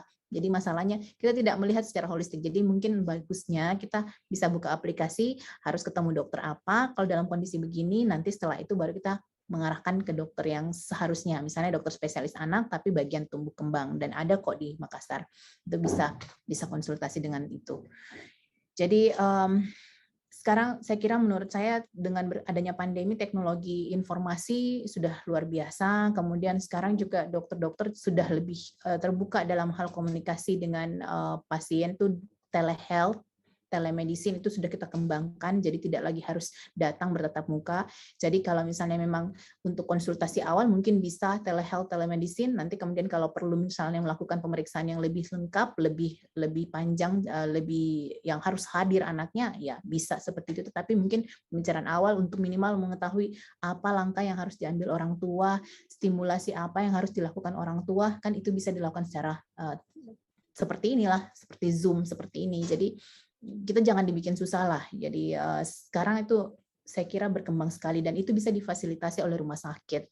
Kalau misalnya kita mau, kita bisa tinggal call ke rumah sakit yang kita mau konsultasi. Karena sekarang rumah sakit juga sudah menerapkan aplikasi-aplikasi seperti ini. Itu mungkin kira-kira yang saya bisa jawab.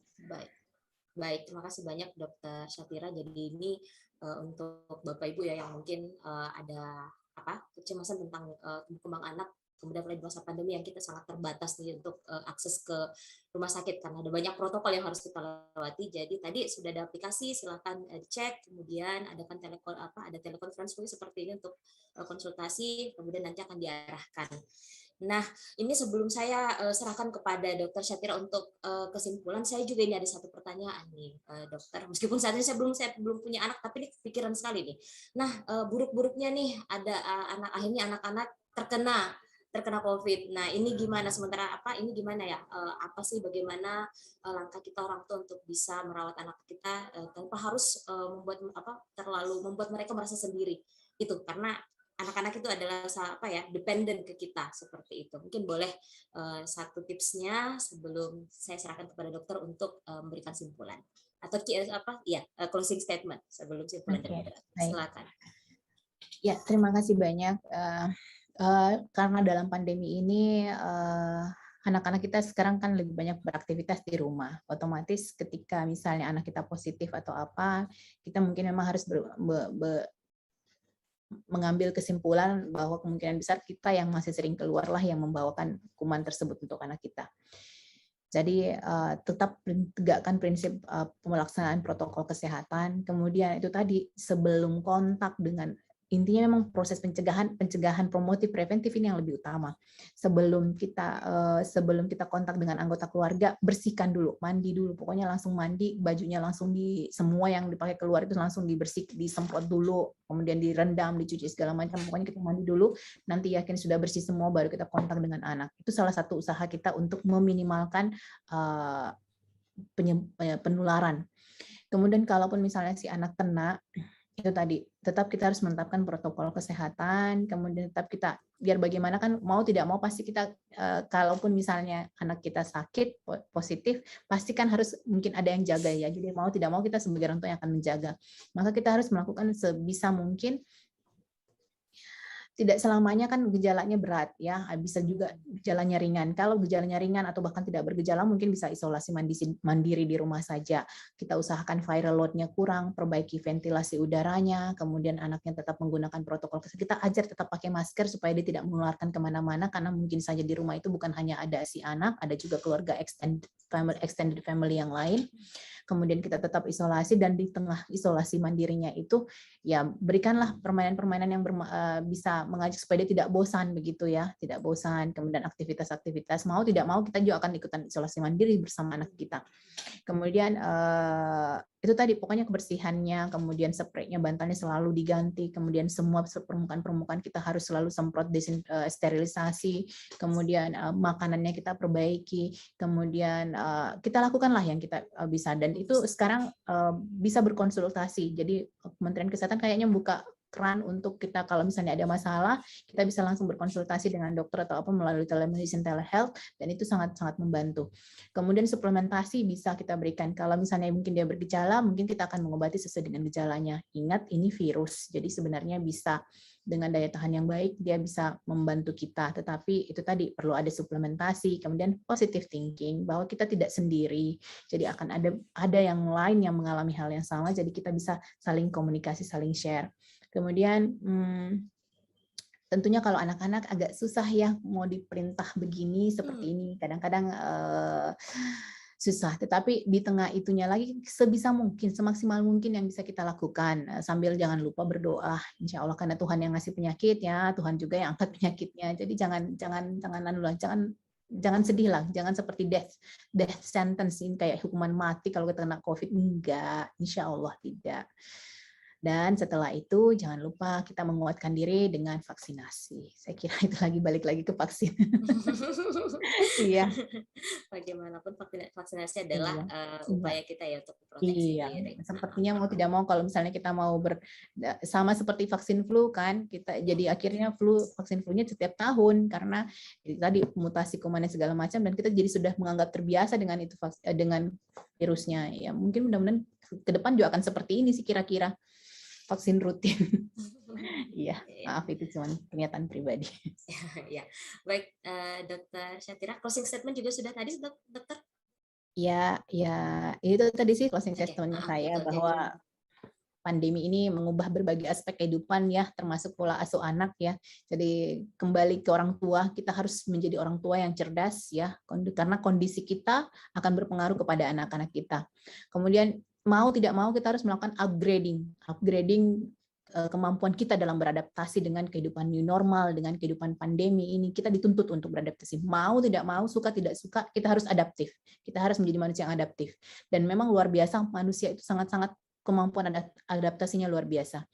Kemudian kita harus juga mampu menerapkan manajemen stres antara kita dengan anak kita ya, karena memang jangan berpikir bahwa hanya orang tua yang stres, anak juga bisa stres. Oleh karena itu menjaga kesehatan mental anak juga merupakan salah satu tugas kita. Dan yang paling penting, Anda tidak sendiri dalam menghadapi pandemi. Ya, semua masalah ini terjadi sama-sama. Jadi karena itu kita harus berusaha bekerja sama supaya kita sama-sama lepas, sama-sama selamat. Syukuri hal-hal kecil yang selama ini kita tidak pernah mensyukuri hal-hal kecil itu. Ternyata saat ini kita jadi merasa bahwa hal-hal yang selama ini kita abaikan ternyata merupakan suatu kesyukuran yang luar biasa, suatu nikmat yang luar biasa. Jadi saya kira itu saja. Terima kasih. Baik, terima kasih banyak Dr. Syatira untuk closing statement-nya dan juga sesi diskusi materi, pemaparan materi sampai di question and answer tadi sudah banyak ya, dan itu adalah pertanyaan-pertanyaan yang masuk adalah memang pertanyaan-pertanyaan yang paling banyak ditanyakan dan memang paling krusial untuk kita tahu di masa pandemi seperti ini. Nah, seluruh pemirsa webinar seri kelima hari ini, izinkan saya juga untuk ada beberapa key takeaways yang sempat saya catat dari dua pemateri kita, yakni yang pertama bahwa siapapun dapat terkena COVID, termasuk ibu hamil dan anak. Nah, sehingga karena itu perlunya adalah ada proteksi maksimal dari semua orang, mengingat bahwa ibu hamil tidak hanya memproteksi dirinya, tapi juga memproteksi janin. Begitu pula anak-anak yang sangat bergantung kesehatannya terhadap orang tua dan juga orang-orang di sekitarnya. Kemudian bagi bapak ibu lagi yang sedang dalam kondisi mempersiapkan kelahiran buah hatinya, tidak perlu ragu untuk menghubungi dokter ataupun menuju ke pusat kesehatan, tapi dengan memastikan prokes yang memang sudah berlaku, pastikan bahwa kondisi di tempat tersebut aman untuk bisa kita kunjungi. Kemudian juga jangan takut untuk vaksinasi asalkan sesuai dengan syarat-syarat yang memang sudah diterapkan, sudah disampaikan. Nah, kemudian adapun untuk bagaimana selama pandemi ini kita memproteksi anak kita adalah bahwa pertama yang harus paling sadar dulu dengan kondisinya adalah orang tua sendiri, karena bagaimanapun anak-anak tadi seperti itu masih sangat dependen, sehingga ketika orang tua mengalami stres ataupun mengalami tekanan, ambil jeda dulu sebelum akhirnya kembali berhadapan dengan anak-anak, karena akhirnya pada pandemi ini memang sangat, selain adaptif, kita memang juga perlu dibutuhkan kesabaran, tidak hanya untuk menghadapi diri sendiri, tapi juga anak-anak kita.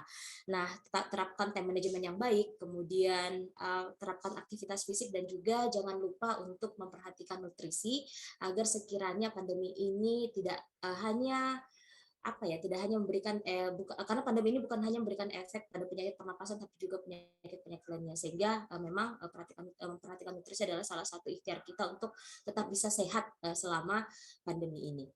Baik, Bapak Ibu, izinkan saya juga sedikit saat lagi dia akan menutup, tapi sebelumnya saya ingin mengutip satu quotes ini, bahwa sebuah bangsa akan besar bila memiliki sikap yang besar terhadap anak-anak generasi penerus. Nah, sekiranya jika dulu sebelum pandemi kita sering menitik beratkan perkembangan anak itu kepada orang tua, keluarga, ataupun sekolah, tapi rasanya saat ini untuk mempersiapkan generasi emas, akhirnya pada pandemi ini kesehatan semua orang termasuk anak-anak dan ibu hamil adalah tanggung jawab kita bersama. Dimana kenapa? Karena ketika kita menjaga kesehatan kita secara tidak langsung, kita juga menjaga kesehatan orang-orang di sekitar kita, dan semoga dengan ikhtiar ini kita bisa sama-sama keluar dari cengkraman pandemi COVID-19 ini. Baik, sekali lagi demikian sesi webinar kita hari ini. Kami dari panitia webinar mengucapkan banyak terima kasih kepada dua narasumber kita, Dr. Fadli dan Dr. Syatira, atas sharing ilmunya hari ini. Jazakillah khairan kasiran. Kemudian juga untuk seluruh peserta, baik yang tergabung melalui Zoom maupun di channel YouTube Kala Group, Atira TV, kemudian UNFA, ada juga dari Salabes TV, kemudian Tribun Timur, dan juga Satgas COVID-19 Unhas. Kami ucapkan banyak terima kasih. Sekian dari saya, wabillahi taufiq wal hidayah. Mohon maaf jika ada kekurangan dan kesalahan. Salam sehat selalu. Assalamualaikum warahmatullahi wabarakatuh. Waalaikumsalam warahmatullahi wabarakatuh. Luar biasa juga kan Kala Group.